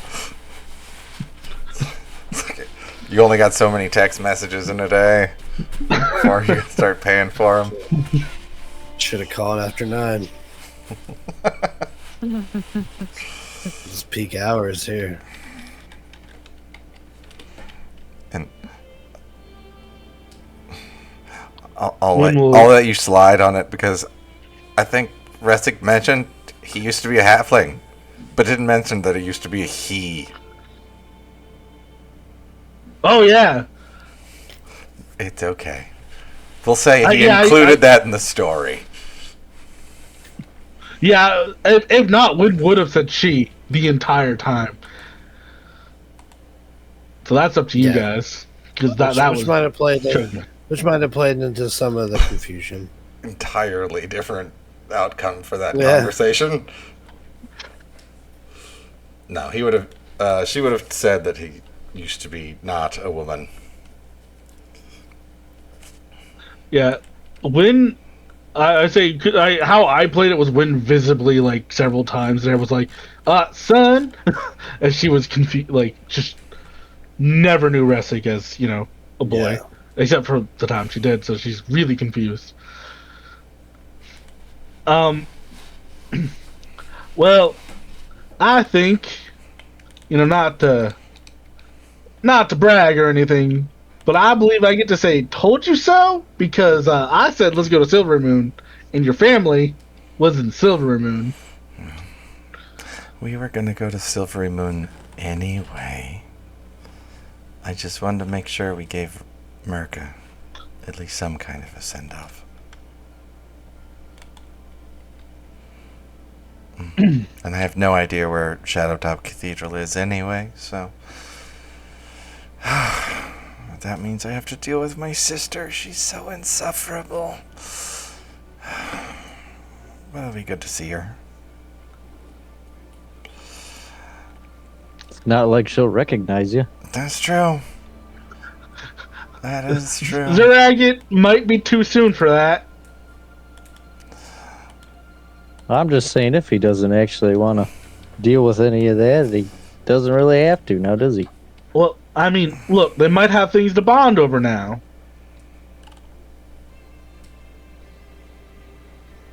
I guess. He'll eat another bagel. Look, bring a bagel here. Look, you gotta split in half, and you can toast it or not, but you gotta put butter and, like, you know, cream on it or something. I have some ham. Look, here's some ham. Just stop eating him raw. Raw. Millie will be like, Raw, you need to toast it, and she'll like rub her hands bagels. together and heat it up. Old toast. Old toast. It's like just focusing on that fire from Firebolt, but not quite releasing it. It's toasted in moments. Zerag discovers the wonder that is toasted bagels. My God. He's like, I really like these boggles. Sparkles. Wynn will go, well, I actually have a special kind of toasted bagel, and she'll use the sacred flame on one. I call them a holy bagel. Get it? It's already holy. Exactly. Wind falls off the cart and rolls down the hill into a valley. It's lost forever. You guys move on to your next day of travel, and as you continue to make your way down the Evermore Way, you start to see that another patch of forest begins to appear to the north of you. And for those who have traveled through this area, you would know that this is the Silverwood. The Silverwood once used to be part of the High Forest, but due to logging and such activities over time, as well as travel, it has been completely separated from the High Forest and has now been given its own title as the Silverwood. It is about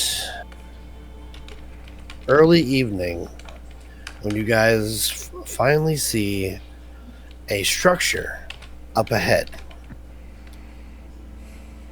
It's a fortified keep of some sorts that stands on the northern side of the Evermore Way. As you guys travel and get closer to it, you see that it's enclosed. It's enclosed by high walls, and through its closed iron portcullis, you can see a small village inside. However, it does not seem to be any activity inside the gates, but there is on the walls. And as you approach, you see that everybody seems to be on guard. But not for you coming down the path. Neither for anything walking on the ground. You see that their eyes are all scanning the skies. And as you approach, you hear one of them holler, "It's coming back! There it is! Dragon!" And that is where we will end tonight's session. Oh boy. Rip ponies. Different ponies. You throw a lever, the ponies fold back into the cart. Drop into a pocket dimension that is attached to their fucking Yeah. hooves. It just turns them like sucked into their shadow. Like, you stay there. It's got air. Just Got a little air. What in oblivion is that? Looking at chat, that's fucking hilarious. singular man comes running up up the path. He shouts something at the dragon in a language you don't explain. And it bursts into flame. I wouldn't have believed if I hadn't seen it with my own eyes. A dragonborn. A dragon. Oh man, but thank you, chat, for hanging out with us tonight. Thank you to my party for a great session. Lovely little role play session. New things have come to light, both exciting and dreadful. Yes. We will see how the Hunt Lords and Win fare against a dragon as they are thrown in the mix. After I burnt 2 level 3 spell slots. Yep. We didn't need to talk to him twice. We didn't need to say anything else. We had seen him on the road. Yeah. Well, I do appreciate it, and now that Ressig is good to go, all happy that everyone's alive, we're fighting a dragon. Yep. Rip Ressig. Fighting a dragon. And living parents never has the possibility for further trauma. Well, I already Every know. day we just death ward him in the morning. Player me already knows you did some shady shit with his sister. He doesn't fucking know that, though. Oh, secrets. But find out what shady shit Vader did to Ressig's sister next time on Reign of Storms. I am so bad. Vader. That's an interesting way to word it. He turned her into a newt. She's getting better. But I am Vader the Mad, your DM of Chaos, and for me and my players here, we are Disorderly Decisions. I hope you have a wonderful night. Thank you for joining us. Go forth into the sacred silence in between. Between the sacred silence and sleep, I mean. I know how to exit these things. Yes. I've done it before. We're raiding. Grab Yes. your marshmallows and your skewers. Maybe even some wieners we're roasting over as we raid. Good night. Don't forget to toast your bagels. Your bagels. Naked.